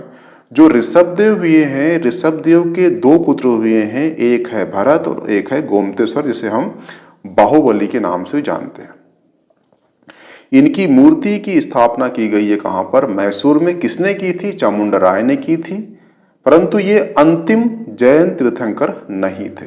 तो पहला नहीं थे, यानी इसका आंसर क्या होगा, वो ए होगा। और ये क्वेश्चन जो है 2002 में आईएएस में क्वेश्चन पूछ चुका है। ठीक है। महान धार्मिक घटना महामत्स्य का भीष्मिक निम्नलिखित में से किससे संबंधित है और किसके लिए किया जाता है? ठीक है, तो ये जो घटना है, ये घटना का संबंध किससे है, वो है जैन तीर्थंकर से। जैन तीर्थंकर ये भी नहीं हुई है, ये भी नहीं हुई है, ये भी नहीं हुई है, ये महावीर हुई है। ठीक है, तो सिंपल सी बात है, ये क्वेश्चन 2009 में आ चुका है, आईएएस में आ चुका है। कभी एक्स्ट्रा क्वेश्चन आया तो उसको लगाना जैन तीर्थंकर, जो भी दिएगा आपको उसका आंसर होगा तो ये महावीर। आजीवक संप्रदाय के संस्थापक कौन है? तो वो है, देखना, जो महावीर स्वामी हुए हैं, महावीर स्वामी के एक शिष्य हुए हैं, वो है मखली घोषला। मखली घोषला जो इनके शिष्य हुए हैं, इनसे बीच में कुछ विवाद हो गया था। किससे? महावीर स्वामी इनके शिष्य का, मखली घोषला का। उनने शिष्य त्याग कर अपना एक नया ही संप्रदाय शुरू कर दिया, उसको बोला गया आजीवक संप्रदाय। तो ये याद रखना, आजीवक संप्रदाय के जो संस्थापक है वो मखली घोषला है। समाधि मरण किस दर्शन संबंधित है? ठीक है, तो याद रखना जो जैन धर्म है वहां पे संलेखना विधि होती है। संलेखना विधि का मतलब होता है जो चीज तुमको पहले छोड़ने वाली है तुम उसको ही पहले छोड़ दो। तो अभी आप देखना, वर्तमान में जो विद्यासागर महाराज जी समाधि लिए थे, उन्होंने 3 दिन पहले ही खाना पीना सब त्याग दिया था। और ये कहाँ पे होता है? संलेखना विधि, इसी को बोलते हैं समाधि मरण। ठीक है, और ये होता है जैन धर्म में। अब आपसे क्वेश्चन पूछेगा हिस्ट्री में कि भारत का पहला ऐसा राजा बताओ जो संलेखना विधि से अपने प्राण त्यागा था, तो वो था चंद्रगुप्त मौर्य। क्योंकि जब मगध में अकाल पड़ा था तो भाऊभद्र के साथ जो चंद्रगुप्त मौर्य हैं वो मैसूर आ गए थे और 12 वर्ष का अकाल पड़ा था, इसलिए यहाँ आ गए थे। जब यहाँ आए तो उन्होंने अपनी प्राण त्याग दिया था संलेखना विधि से। जो बाहुभद्र है, भद्र बाहु, जब वहां गए दोबारा से तो वहां पे जो स्थूलभद्र थे उन्होंने जो श्वेत वस्त्र धारण कर लिया था। तो श्वेत वस्त्र धारण कर लिया था तो वहां से 2 धर्म डिवाइड हो गए जैन धर्म में, एक है दिगंबर और एक है श्वेतांबर। तो श्वेतांबर जो धर्म की स्थापना किए थे वो कौन हो गए? स्थूलभद्र। दिगंबर यानी कि जो रहते हैं नग्न, तो वो हो गए बाहुभद्र ने स्थापना किया। ठीक है, तो ये थोड़ा सा अंतर है। आपसे क्वेश्चन ये पूछ सकता है कि जैन धर्म का जो डिवाइडेशन है किस काल में हुआ था? तो मौर्य काल में हुआ था। ये वहां से लिंक कर लेना। हुआ क्लियर? अब चलते नेक्स्ट में। जैन संप्रदाय में प्रथम विभाजन, जैन संप्रदाय में प्रथम विभाजन के समय श्वेतांबर संप्रदाय के संस्थापक कौन थे? बता चुका हूं आपको मैं कि जो भद्रभाव थे, अकाल पड़ा तो मैसूर आ गए, फिर वहां गए तो श्वेतांबर श्वेत वस्त्र धारण कर लिए थे, तो श्वेतांबर संप्रदाय बन चुका था, तो वो थे स्थूलभद्र थे। ठीक है। और दिगंबर कौन थे, यानी कि चारों दिशाएं इसकी वस्त्र है जो नग्न है वो भद्र भाव थे। ठीक है, तो ये इसका आंसर क्या होगा, स्थल भद्र। अब चलते हैं नेक्स्ट क्वेश्चन में। महावीर का प्रथम अनुयायी कौन था, तो ये थे जामिल। जमाली, जो जमाली है ये प्रथम अनुयायी थे किसके, महावीर के। निम्नलिखित में से कौन सा स्थल पार्श्वनाथ से संबंधित होने के कारण जैन सिद्ध क्षेत्र माना जाता है, तो ये इसको आप वेरी आईएमपी कर लीजिए। क्यों कर लीजिए, क्योंकि वर्तमान में 2023 या 23 में जो झारखंड में जगह है सम्मेद शिखर को नेशनल पार्क बनाने की बात कही गई थी, परंतु जो पार्श्वनाथ को यहाँ पे ज्ञान प्राप्त हुआ था, इसीलिए पूरे जैन समाज ने इसके लिए विरोध प्रदर्शन किया। जब विरोध प्रदर्शन किया तो भारत सरकार और वहाँ की स्टेट गवर्नमेंट ने इस प्रोविजन को रद्द कर दिया। ठीक है, इसीलिए ये क्वेश्चन आपके लिए आईएमपी हो जाता है कि पार्श्वनाथ संबंध किसके, कौन से क्षेत्र में जहाँ पे उन्हें ज्ञान प्राप्त हुआ था, तो वो हुआ था सम्मेद शिखर। ये कहाँ पर है, तो ये झारखंड राज्य में। हुआ क्लियर। अब चलते हैं नेक्स्ट। स्याद व संबंध किससे, देखना जो जैन धर्म है उनका एक दर्शन है, उसमें 7 स्याद है। 7 स्याद का मतलब है कि शायद ऐसा होगा, शायद ऐसा हो सकता है। ये हो सकता है ना कि आपका जो ज्ञान है वो पूर्ण नहीं है, आपका जो ज्ञान है वो समय के साथ बदलते रहता है, इसलिए आप कुछ भी चीज बोलते हो तो शायद लगा दीजिए। जैसे कि हाथी खड़ा था, आप खड़ा था मत बोलिए, आप बोलिए कि शायद हाथी खड़ा होगा, शायद हाथी खड़ा था। तो जब भी समय के साथ वो बैठेगा या चलेगा या खड़ा रहेगा तो आपका जो ज्ञान है वो पूर्ण हो जाएगा। इसलिए 7 शायद की बात की गई है, वो शायदवाद कहाँ का है, वो जैन धर्म का है। अनेकांतवाद है, ठीक है, तो ये और शायदवाद है, ये किसके हैं, ये जैन दर्शन के एक दर्शन है। हुआ क्लियर। अब चलते हैं नेक्स्ट में। निम्नलिखित में से कौन कौन से सिद्धांत जैन धर्म से संबंधित हैं, देखना शून्यवाद जो किसका है, ये बौद्ध दर्शन में नागार्जुन का एक दर्शन है शून्यवाद। ठीक है, अनेकांतवाद 1 और स्यादवाद 2।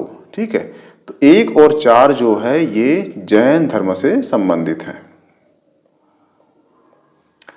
जैन दर्शन के अनुसार सृष्टि की रचना का पालन पोषण किसने करा है, तो वो करा है सार्वभौमिक विधान से हुआ है। यानी कि जो जैन दर्शन है वो बोलता है कि जो सृष्टि की रचना हुई है वो सार्वभौमिक हुई है, ये किसी ने इसकी रचना नहीं करा है, ये सार्वभौमिक विधान से करा है। तो ये आपके क्वेश्चन का आंसर था। ठीक है, त्रिरत्न हो या 3 रत्न हो, जैसे सटीक ज्ञान, सच्चाई, सच्ची आस्था, सटीक क्रिया, निम्नलिखित में से किससे संबंधित है, तो वो है जैन धर्म से संबंधित है। किससे, जैन धर्म से संबंधित। देखना जो पार्श्वनाथ है उन्होंने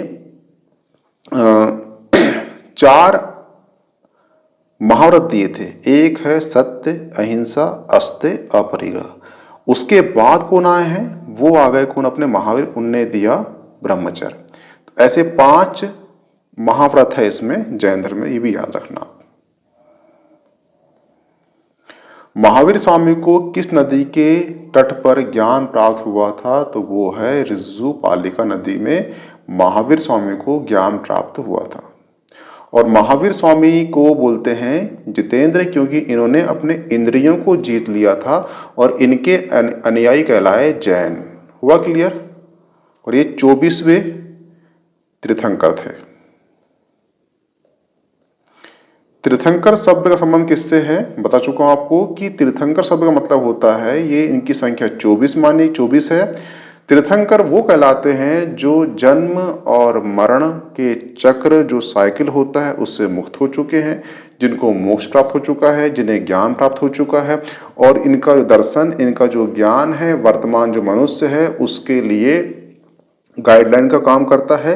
क्योंकि इस भवसागर से पार करने के लिए हमको एक गाइडलाइन चाहिए जो तीर्थंकर हैं, हमें वो ज्ञान, हमें वो गाइडलाइन प्रोवाइड करते हैं, इन्हीं को कहा गया है तीर्थंकर। इनकी संख्या 24 मानी गई है।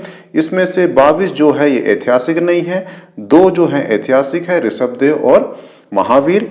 इनमें से जो ऋषभदेव है, अरिष्टनेमिका और नेमिनाथ का उल्लेख वो कहाँ मिला है, वो ऋग्वेद में मिला है। और बचा अपना कौन, एक अजितनाथ, इनका उल्लेख कहाँ मिलता है, यजुर्वेद मिलता है। जो अरिष्टनेमी का संबंध है वो श्री कृष्ण से है, ठीक है। और तीर्थंकर संबंध किससे है, तीर्थंकर शब्द का संबंध किससे है, तो वो जैन दर्शन से। हुआ क्लियर। महावीर स्वामी का जन्म कहाँ हुआ है, तो ये कुंडल ग्राम में हुआ है महावीर स्वामी का जन्म। जैन धर्म में पूर्ण ज्ञान को क्या कहा गया है, तो इसको कहा गया है कैवल्य।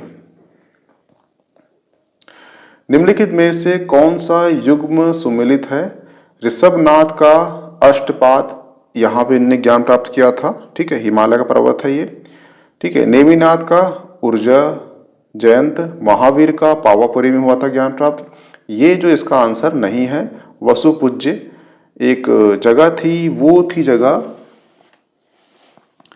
मंदरगिरी, एक मंदरगिरी है, वहां पे इनको ज्ञान प्राप्त हुआ था। तो ये इसका आंसर क्या होगा, ये क्वेश्चन यूपीएससी में पूछ चुका है 2021 को। जैन धर्म के संस्थापक कौन थे, तो बता चुका हूं आपको। जैन धर्म में एक राजा हुए हैं जम्मू द्वीप के, ऋषभदेव। ऋषभदेव जो थे, इनकी राजा राजगृह में, इनके जो दरबार में एक नृत्य का नाच रही थी, इनको विलाप हुआ, इनको शोक हुआ और वो मर गई थी। इनको शोक हुआ, इन्होंने संन्यास लिया। संन्यास लेने के पश्चात उन्होंने एक जो अष्टपाद है, पर्वत है, वहां पे तपस्या करी। तपस्या के पश्चात उन्होंने जो धर्म की स्थापना करी वो था जैन धर्म। इसका आंसर क्या होगा, वो होगा ऋषभदेव। इनके 2 पुत्र थे, एक थे भरत और एक है बाहुबली। बाहुबली की मूर्ति कहाँ लगी है, वो लगी है मैसूर में। किसने बनवाया था, चामुंडराय ने बनाया था। भरत कौन थे, इनके बड़े पुत्र थे, जिनको राजपाट सौंप करके चले गए थे। तो ये जैन धर्म के संस्थापक कहलाते हैं। ये जो है प्रतिमा लक्षण और ये तीर्थंकर, ठीक है। देखना, तो मैं बता चुका हूं कि जो मल्लनाथ है, जो मल्ली है, ये 24 तीर्थंकरों में एकमात्र स्त्री तीर्थंकर थे। उनका जो प्रतीक चिन्ह है वो है कलश। और जो पार्श्वनाथ है, उनका जो प्रतीक चिन्ह है वो है सर्प। और जो संभवनाथ है, उनका जो प्रतीक चिन्ह है वो है अश्व। और जो आदिनाथ है, उनका है वृषण, ठीक है। तो 1 का 1 ये सही होगा, बी का 4 ये सही होगा, सी का 3 ये सही होगा और 2 का डी ये सही होगा। इसका आंसर ए सही होगा, ठीक है। ये क्वेश्चन है कि वैदिक काल की सबसे पवित्र नदी मानी जाती है। तो देखना, जो ऋग्वैदिक काल है, ऋग्वैदिक काल में 10 मंडल है। वो 10वां मंडल में एक नदी सूक्त है, ठीक है। और नदी सूक्त में 23 नदियों का उल्लेख है।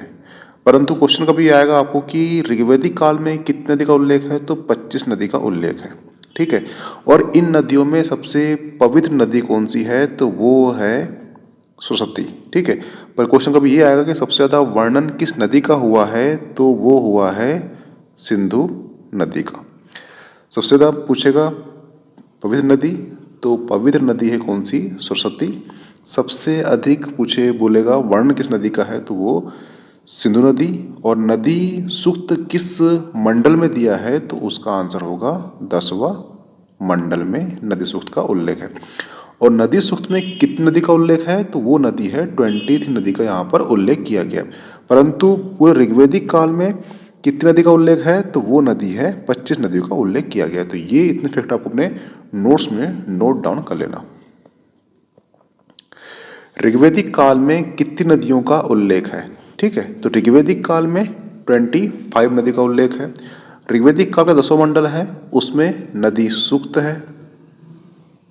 नदी सूक्त में कितने नदी का उल्लेख है, तो वो है 23। ये आप थोड़ा सा इसमें जो डिफरेंस है ये याद रखना, ठीक है। हुआ क्लियर। सबसे पूछेगा पवित्र तो कौन सी है, वो है सरस्वती। सबसे अधिक पूछेगा वर्णन, तो वो है सिंधु नदी, ठीक है। तो इसका आंसर क्या होगा ऋग्वैदिक काल में, इसका आंसर होगा बी यानी कि 25। कंठोपनिषद किसका उपनिषद है देखना, एक है यजुर्वेद। ठीक है, यजुर्वेद के दो पक्ष हैं, एक है शुक्ल यजुर्वेद और एक है कृष्ण यजुर्वेद। तो जो कृष्ण यजुर्वेद का जो उपनिषद है उसका उपनिषद है कौन सा, कठोपनिषद। हुआ क्लियर। और कठोपनिषद में ही यम प्लस नचिकेता नचिकेता के संवाद का उल्लेख है। तो एक बार ये क्वेश्चन आईएएस के और यूपीपीएससी ये दोनों में पूछ चुका है कि कंठोपनिषद में ये यम नचिकेता का संवाद किस उपनिषद में दिया गया है, तो उसका आंसर है कंठोपनिषद। और ये किस का उपनिषद है, तो उसका आंसर है कृष्ण यजुर्वेद का। हुआ क्लियर। अब चलते हैं नेक्स्ट में। ऋग्वेद का उपवेद किसे कहते हैं। ठीक है, तो ये देखना, ये जो है यजुर्वेद ये है ऋग्वेद का उपवेद है। ठीक है, ये है यजुर्वेद का। ठीक है, और ये है सामवेद का और ये है अथर्ववेद का। हुआ क्लियर।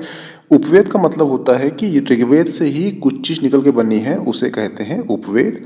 ऋग्वेद का पूछेगा तो यजुर्वेद है, ऋग्वेद का पूछेगा तो आयुर्वेद है, और यजुर्वेद का पूछेगा तो धनुर्वेद है, सामवेद का पूछेगा तो गंधर्ववेद है, और अथर्ववेद का पूछेगा तो शिल्पवेद है। ये आपको याद होना चाहिए कि ये आने वाली पीटी है उसमें पक्का यहाँ से क्वेश्चन उठने वाले हैं इसलिए। और ये पूरे क्वेश्चन आ चुके हैं आईएएस पीसीएस में। ठीक है, प्रसिद्ध 10 राजाओं का युद्ध किस नदी के तट पे हुआ था। ठीक है, तो याद रखना, एक राजा हुए हैं सुदास, और ये कहाँ के राजा हुए हैं, ये किस संघ के, तो वो हुए हैं भरत जन के। भरत जन के राजा हुए हैं सुदास। ठीक है, इनके पुरोहित कौन थे, वो थे विश्वामित्र। ठीक है, परंतु विश्वामित्र को हटाकर इनने बना दिए, अपना जो पुरोहित है उसे बना दिए कैसे, वो बना दिए वशिष्ठ को। ठीक है, विश्वामित्र इससे हो गए नाराज। इन्होंने 5 आर्य और 5 अनार्य का एक संघ बनाया, उसे कहा गया 10 राजाओं का संघ। ठीक है, और इन दोनों के बीच में युद्ध हुआ, सुदास और इनके बीच में। तो युद्ध कहाँ हुआ, वो हुआ रावी। रावी बोलते हो सभी, इसका नाम जो है पुराना जो है वो है,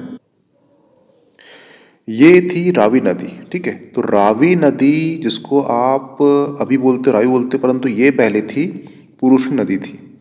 ठीक है, इसका प्राचीन नाम था। तो यहां पर युद्ध होता है किसका, 10 राजाओं के संघ का और सुदास का। तो यहां पे क्या होता है कि सुदास जो है वो जीत जाते हैं। ठीक है, और जो 10 राजाओं का संघ है इसमें 5 आर्य थे और 5 अनार्य थे, ये हार जाते हैं। हुआ क्लियर। ठीक है, तो जो इस जो 10 मंडल है, 10 मंडल में 7वां मंडल है, उसमें इस युद्ध का उल्लेख है। क्यों उल्लेख है, क्योंकि वो जो मंडल के रचयिता कौन है, वो है वशिष्ठ। तो जो जीतेगा वो उसका उल्लेख करेगा, और जो तीसरा मंडल है उसके रचनाकार कौन है, वो है विश्वामित्र। ठीक है, तो इसमें उल्लेख नहीं है, इसमें उल्लेख है। तो क्वेश्चन ये आएगा कि किस मंडल में उल्लेख है, तो 7 मंडल में उल्लेख है। कौन जीता था, तो सुदास जीता था। हारे कौन थे, 5 आर्य और 5 अनार्य। ठीक है, तो ये था इस क्वेश्चन का पूरा डिस्क्रिप्टिव। अब चलते हैं नेक्स्ट में।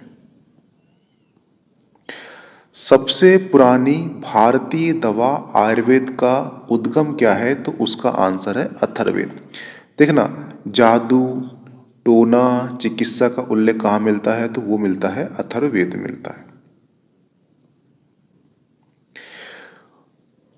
वैदिक काल में कितने भगवान का उल्लेख है, आर्यों द्वारा। ठीक है, तो देखना, इसमें हुए हैं 8 वसु, 11 रुद्र, ठीक है, 12 आदित्य और 1 इंद्र और 1 प्रजापति। ठीक है, तो ये हो गए हैं 11, 8, 19, ये 20 और ये 12, 32 और ये 33। तो 33 प्रकार के देवता थे कहाँ, वैदिक काल में। अब प्रकार को बोलते हैं कोटि, कोटि बोलते हैं। ठीक है, तो 33 कोटि थे देवता। तो अंग्रेज लोग आए तो इसको कोटि को बोल दिए करोड़, समझ लीजिए। ठीक है, तो अभी भी चलन में है कि हमारे देवता 33 करोड़ है, परंतु 33 करोड़ नहीं है, 33 कोटि है। कोटि का मतलब होता है प्रकार। जैसे आप बोलते हो कि आपको मेरा कोटि कोटि प्रणाम, यानी कि जितने प्रकार से प्रणाम हो सकते हैं उतने प्रकार से आपको प्रणाम। तो कोटि का मतलब होता है प्रकार होता है।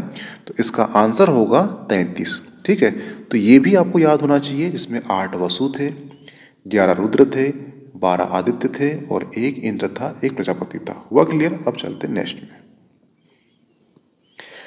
भगवत गीता का उपदेश महाभारत के किस पर्व में दिया है? ठीक है, तो जो महाभारत है उसके रचयिता कौन है? वेद व्यास है। ठीक है, हुआ क्लियर? फिर जो महाभारत है उसमें 18 पर्व है और जो 18 पर्व है उसमें एक छठवां पर्व है जिसका नाम है भीष्म पर्व। ठीक है, और भीष्म पर्व में उल्लेख है किसका? गीता का।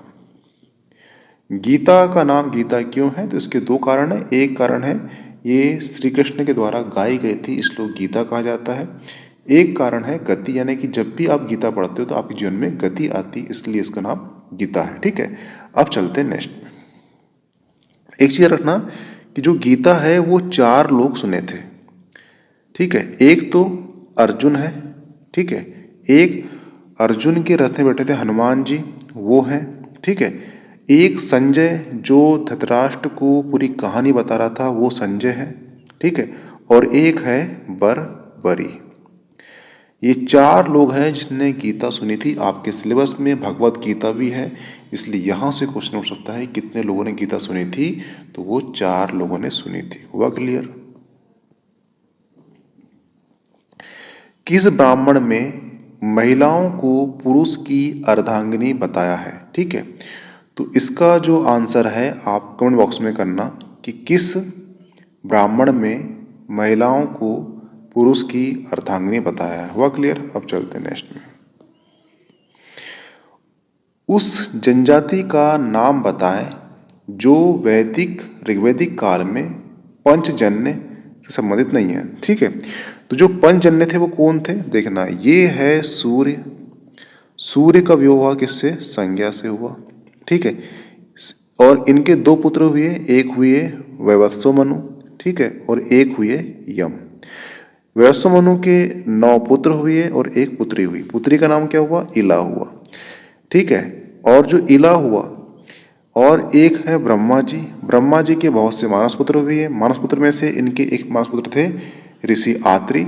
ऋषि आत्री के पुत्र हुए चंद्रमा। चंद्रमा का पुत्र हुए बुध। बुध का पुत्र हुआ कौन? सोम। सोम या पुरुरवा। तो इला का विवाह किससे हुआ? सोम या पुरुरवा से हुआ। ठीक है, इनके पुत्र हुए कौन? अमावस्या हुए और प्लस आयुष हुए। ठीक है, जो अमावस्या है उसी के पुत्र कौन हुआ था? एक हुआ था कान्यकोज। इसलिए जो कन्नौज शहर सुनते हो यूपी में, वो इन्हीं के नाम पे रखा गया है। अब जो आयुष थे उनके पुत्र हुए नहुस। ठीक है, नहुस के पुत्र हुए ययाति। ठीक है, ययाति के 5 पुत्र हुए थे, जिसमें से एक यदु, एक अनु, एक पुरु, एक ध्रुव, ठीक है, और एक तुर्वस। तो ये पंचजन्य कहलाए और पंचधन 3 मार्कर में आपके पीएससी में आ चुका है। हुआ क्लियर? तो यदु है, पुरु है, तुर्वस है, कीटक नहीं है, तो इसका आंसर क्या होगा? डी। हुआ क्लियर? अब चलते हैं नेक्स्ट में। निम्नलिखित में से किसे ऋग्वेद में युद्ध का देवता समझा जाता था? ठीक है, तो उसका आंसर है इंद्र। देखना, ऋग्वेदिक काल में सर्वाधिक मंत्र किसको समर्पित है? तो वो है 250 इंद्र को। और जो अग्नि है, अग्नि को 200 मंत्र समर्पित थे। कभी क्वेश्चन आ जाए कि ईश्वर और मनुष्य के बीच में संबंध स्थापित करने का काम किसका था, तो वो था अग्नि का। अग्नि के लिए कितने मंत्र का उल्लेख समर्पित है, तो 200 मंत्र। इंद्र के कितने मंत्रों का समर्पित है, तो वो है 250। हुआ क्लियर। सर्वाधिक मंत्र किसको समर्पित है, तो वो भी इंद्र को, और इंद्र को ही युद्ध का देवता कहा जाता है। ये यूपीएससी के मेंस में पूछ चुका है। निम्नलिखित में से किस नदी को ऋग्वेद में माते तमे, देवी तमे और नदी तमे से संबोधित करते थे। बताया था आपको, एक है सर्वाधिक वर्णन किस नदी का है, तो वो है सिंधु का। सबसे पवित्र नदी बोलेगा तो वो है सरस्वती। ठीक है, और इसी को माता तमे, देवी तमे और नदी तमे का संबोधित किया है, तो इसका आंसर होगा बी। ठीक है। सत्य में जयते शब्द कहाँ से लिया गया है, तो देखना, एक है वो है अथर्ववेद।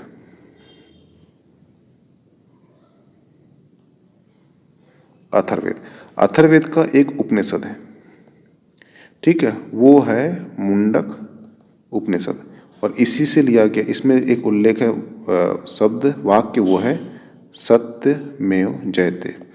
इसका मतलब होता है सत्य में जयते, और यही भारतीय संविधान है, भारत का आदर्श राष्ट्रीय वाक्य। हुआ क्लियर। गायत्री मंत्र की रचना कहाँ है, देखना, ऋग्वेदिक काल है, उसमें 10 मंडल है, उसका तीसरा मंडल है, उसके रचना कौन है, वो है विश्वामित्र है, और इसी मंडल में दिया गया है गायत्री मंत्र, जो सविता या सूर्य को समर्पित है, तो उसका आंसर होगा विश्वामित्र। सृग, प्रतिसर्ग, वंश, मनवंतर, वंशाणु, चरित्र, संकेत किसके हैं, तो पुराणों के 5 भाग हैं। ठीक है, और ये पांचों भाग कौन कौन से हैं, एक है सर्ग, प्रतिसर्ग, वंश और मनवंतर और वंशाणु चरित्र। ठीक है, तो इसका आंसर क्या होगा, बी। हुआ क्लियर। ठीक है, देखना, सृग यानी कि होती है सृष्टि, प्रतिसर्ग यानी कि सृष्टि का दोबारा से रचना, वंश यानी इसमें राजा राजाओं का वंश दिया गया है, मनवंतर, देखना, जो कलयुग है, अभी चल रहा है कलयुग। ठीक है, जो मनवंतर है वो 14 मनवंतर का उल्लेख है। अभी जो चल रहा है वो 7वां मनवंतर चल रहा है, और अभी हम जो जीवन जी रहे हैं ये 7वां मनवंतर है। हम किसी संतान हैं, तो हम वैवस्व मनु की संतान हैं। ठीक है, एक बार आईएएस में क्वेश्चन आ चुका था कि पृथ्वी का कितने बार विनाश हो चुका है, तो 6 बार हो चुका है, यानी 6 मनवंतर जा चुके हैं और 7वां मनवंतर अभी चल रहा है। ठीक है, तो ये है मनवंतर, और जो 7वां मनवंतर चल रहा है इसमें 4 युग है। एक है सतयुग, त्रेता युग, द्वापर युग और कलयुग। ठीक है, और अभी चल रहा है कलयुग। कलयुग की जो आयु है वो 4,32,000 है, जिसमें से 5,000 जा चुके हैं, तो सिंपल सी बात है, अभी 4,27,000 कलयुग अभी जानने का, अभी कलयुग की शुरुआत हुई है। ठीक है, हुआ क्लियर। अब चलते हैं नेक्स्ट में।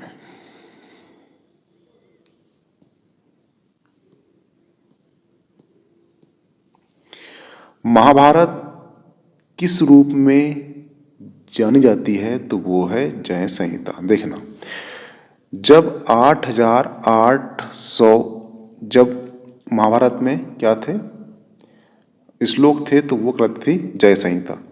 फिर हुए 24,000, तो कहलाई भारत। ठीक है, अब इसमें करीबन 1,00,000 श्लोक है, तो वो कहला रही है महाभारत। तो मूल रूप क्या था उसका, वो जय संहिता था। निम्नलिखित में से कौन सही जोड़ी नहीं है। ठीक है, जैमिनी ब्राह्मण है किसका, सामवेद का, ये सही है। तैत्रेय ब्राह्मण किसका है, यजुर्वेद संहिता किसका है, तैत्रेय ब्राह्मण। और यजुर्वेद ब्राह्मण जो है, तैत्रेय ब्राह्मण और सत्पर ब्राह्मण किसके हैं, वो यजुर्वेद के हैं। ये आपको जो नेक्स्ट लेक्चर हुआ था इसके पहले लेक्चर, इसमें बता चुका हूँ आपको मैं। गोपद अथर्ववेद का है, ठीक है। अब बचा यजुर्वेद, ये ब्राह्मण इसका नहीं है। इसका ब्राह्मण क्या है? सप्तद ब्राह्मण है। और ये ब्राह्मण किसका है? ये ब्राह्मण ऋग्वेद का है, ऐतरेय ब्राह्मण। हुआ क्लियर? अब चलते हैं नेक्स्ट में। राज्याभिषेक के नियम का वर्णन किस ब्राह्मण ने दिया है? तो इसका भी आप आंसर कमेंट बॉक्स में करना। ऋग्वेद का सबसे छोटा मंडल कौन सा है? देखना, ये 10 मंडल हुए हैं। 10 में जो 1 और तो 10वां मंडल है, सबसे नवीन है। 7 और 2 सबसे प्राचीन है, ठीक है। 2 सबसे छोटा है, ठीक है। और 10वां सबसे बड़ा है, ठीक है। तो इसका आंसर होगा दूसरा मंडल। ऋग्वेद का सबसे बड़ा मंडल कौन सा है? तो इसका आंसर होगा 10वां। तो ये है ऋग्वेदिक काल। एक चीज देखना, जो आर्य थे, ठीक है, आर्यों ने एक बुक लिखी मान लो, और ये बुक मोटी थी, तो उसमें कुछ मंत्र रहे होंगे कौन से? प्रार्थना वाले, तो उसको डाल दिए ऋग्वेद में डाल दिए। कुछ मंत्र रहे होंगे यज्ञ वाले, तो उसको डाल दिए यजुर्वेद में डाल दिए। और कुछ मंत्र रहे होंगे किसके? वो रहे होंगे जादू टोना चिकित्सा के, उसको डाल दिए अथर्व डाल दिए। और कुछ मंत्र रहे होंगे किसके? संगीत वाले, प्रार्थना वाले, जिसमें गाकर उस मंत्र को किया जाता है, तो उसको डाल दिए सामवेद में।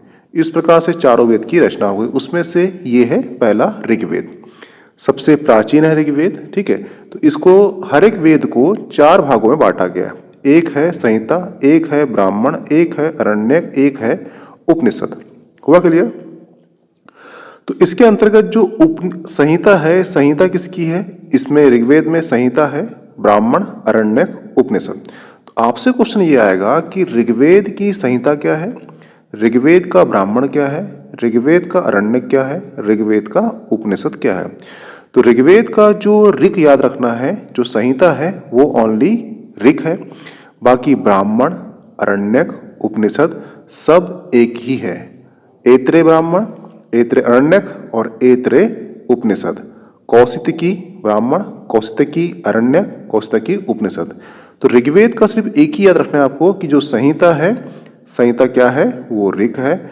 बाकी ऐतरेय, ऐतरेय, ऐतरेय, कौशितकी, कौशितकी, कौशितकी, ये ब्राह्मण, अरण्यक सब सेम है। हुआ क्लियर? तो ये आपका हो गया है ऋग्वेद। ऋग्वेद में जो मंडल है वो 10 मंडल है, ठीक है। इसमें सूक्त कितने हैं? 10, 28 सूक्त हैं। और इसमें जो मंत्र हैं, मंत्र हैं 10,580 कहीं दिया है, कहीं दिया है 10,462 दिया गया है, ठीक है। तो इसमें वो चलता रहता वेरिएशन। तो जो 10,028 सूक्त है ये आपके लिए आईएमपी है। 10 मंडल ये आपके लिए आईएमपी है। ये 10 मंडल में जो पहला मंडल और 10वां मंडल है, ये सबसे नवीन मंडल है। इसमें जो दूसरा और 7वां मंडल है, ये सबसे प्राचीन मंडल है। इसमें जो तीसरा मंडल है, ये विश्वामित्र द्वारा रचित है। इसमें एक गायत्री मंत्र दिया है। गायत्री मंत्र जो है सविता या सूर्य को समर्पित है। ये भी क्वेश्चन पूछता है। हुआ क्लियर? इसमें जो 7वां मंडल है वो दशराग्य युद्ध के बारे में उल्लेख करता है। हुआ क्लियर? और दशराग्य जो युद्ध है उसका उल्लेख कहाँ? 7वें मंडल में मिलता है। और 7वें मंडल रचयिता कौन है? तो वो है गुरु वशिष्ठ। हुआ क्लियर? इतने क्वेश्चन आपको ऋग्वेद से आएंगे। अब चलते हैं नेक्स्ट पीपीटी में। ये है आपका यजुर्वेद, ठीक है। तो यजुर्वेद को 2 पक्ष में बांटा गया है। एक है शुक्ल यजुर्वेद और एक है कृष्ण यजुर्वेद। जो शुक्ल यजुर्वेद के 4 भाग है, संहिता, ब्राह्मण, अरण्यक, उपनिषद। उसी प्रकार कृष्ण यजुर्वेद के 4 भाग है, संहिता, ब्राह्मण, अरण्यक, उपनिषद। तो जो शुक्ल यजुर्वेद का जो संहिता है वो वाजसनेयी संहिता है। और ये एकमात्र संहिता है जो पद में लिखा गया है। इसकी शैली कैसी है? पद शैली है, ठीक है। यानी जो यजुर्वेद है वो गद्य और पद दोनों में लिखा गया है। उसमें जो एक पक्ष है उसका शुक्ल यजुर्वेद, शुक्ल यजुर्वेद की जो संहिता है, संहिता कौन सी है? बाजसनेयी। बाजसनेयी लिखा है पदशैली में, ये क्वेश्चन यूपीएससी में पूछ चुका है। अब शुक्ल यजुर्वेद का जो ब्राह्मण है वो है शतपथ ब्राह्मण है, ठीक है। जो शुक्ल यजुर्वेद है उसका जो अरण्यक है वो है वृहदारण्यक। जो शुक्ल यजुर्वेद है उसका जो अरण्यक है वो है वृहदारण्यक है, ठीक है। और जो उपनिषद है वो है वृहदारण्यक, यानी कि शुक्ल यजुर्वेद के अरण्यक पूछे या उपनिषद पूछे उसका आंसर एक ही है, वो है वृहदारण्यक। हुआ क्लियर? ठीक है। अब चलिए आ जाइए कहां पर? कृष्ण यजुर्वेद में। इसके भी 4 भाग है, संहिता, ब्राह्मण, अरण्यक, उपनिषद। तो कृष्ण यजुर्वेद का जो संहिता है वो है तैतरी और काठक। ब्राह्मण क्या है? तैतरी। और अरण्यक क्या है? तैतरी। आपसे संहिता पूछे, ब्राह्मण पूछे, अरण्यक पूछ ले तो उसका आंसर होगा तैतरी। वो किसका होगा? एक ही आंसर होगा उसका, वो होगा कृष्ण यजुर्वेद का। ये याद रखना, जो उपनिषद है कृष्ण यजुर्वेद का, उसमें एक उपनिषद है कौन सा? कंठोपनिषद। कंठोपनिषद जो है एक बार आईएएस में पूछ चुका है। ये पूछा था कि यम और नचिकेता का उल्लेख, वाद संवाद का उल्लेख किस में दिया गया है? तो वो है कंठोपनिषद। जो नचिकेता है, नचिकेता के पिता थे, वो दान कर रहे थे वस्तु को और गाय दान कर रहे थे, परंतु ये वो गाय वस्तु का दान कर रहे थे जो यूज हो चुकी है। तो जो नचिकेता है उनने पूछ लिया अपने पिता से कि आप मेरा उपयोग करने के पश्चात किसे दान दोगे? तो नचिकेता के पिता ने बोल दिया, मैं तुम्हें यम को दान दूंगा, मृत्यु को दान दूंगा। तो जो नचिकेता है वो चले गए यम के पास और 3 दिन वेट करने के पश्चात यम उनसे मिले। यम ने पूछा कि कैसे आना हुआ? तो उनने बोला कि मेरे पिता ने यम को दान कर दिए हैं, ठीक है। इस प्रकार उनके बीच में संवाद होता है और 3 क्वेश्चन के आंसर देते हैं कौन? यम। उसमें से एक क्वेश्चन रहता है, तीनों क्वेश्चन ज्ञान का संबंध होता है, एक क्वेश्चन होता है मृत्यु का ज्ञान होता है।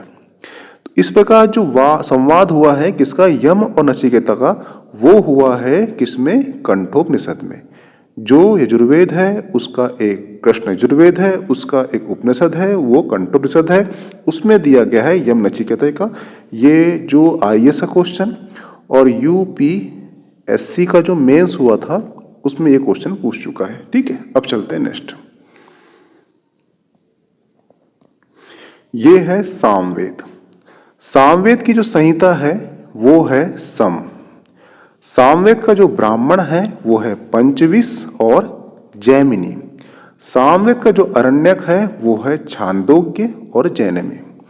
सामवेद का जो उपनिषद है वो है छांदोग्य और जैनमी, ठीक है। तो ये हो गए चारों सामवेद।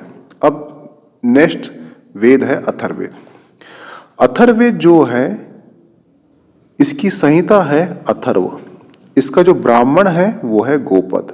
इसका जो अरण्यक है, एक चीज याद रखना मोस्ट आईएमपी कि जो 4 वेद हैं, 4 वेद में जो अथर्ववेद है उसका कोई भी अरण्यक नहीं है। ये इसे आप आईएमपी करके नोट डाउन कर लीजिए, ठीक है। उपनिषद जो है इसका मुंडक उपनिषद या मांडुक्य है। इसी उपनिषद से लिया गया है भारत का राष्ट्रीय आदर्श वाक्य, इसे कहा जाता है सत्यमेव जयते, जिसका अर्थ होता है सत्य में ही विजय है। तो आपसे क्वेश्चन ये पूछ चुका है कहां से लिया गया है? तो ये पूछ चुका है मुंडक से लिया गया है, परंतु आपसे ये क्वेश्चन ये पूछेगा कि किस उपनिषद का भाग है? तो वो है अथर्ववेद के उपनिषद का भाग है। हुआ क्लियर? तो ये डीप क्वेश्चन पूछ सकता है कि आपके सिलेबस में डायरेक्ट ने मेंशन कर दिया है इसलिए।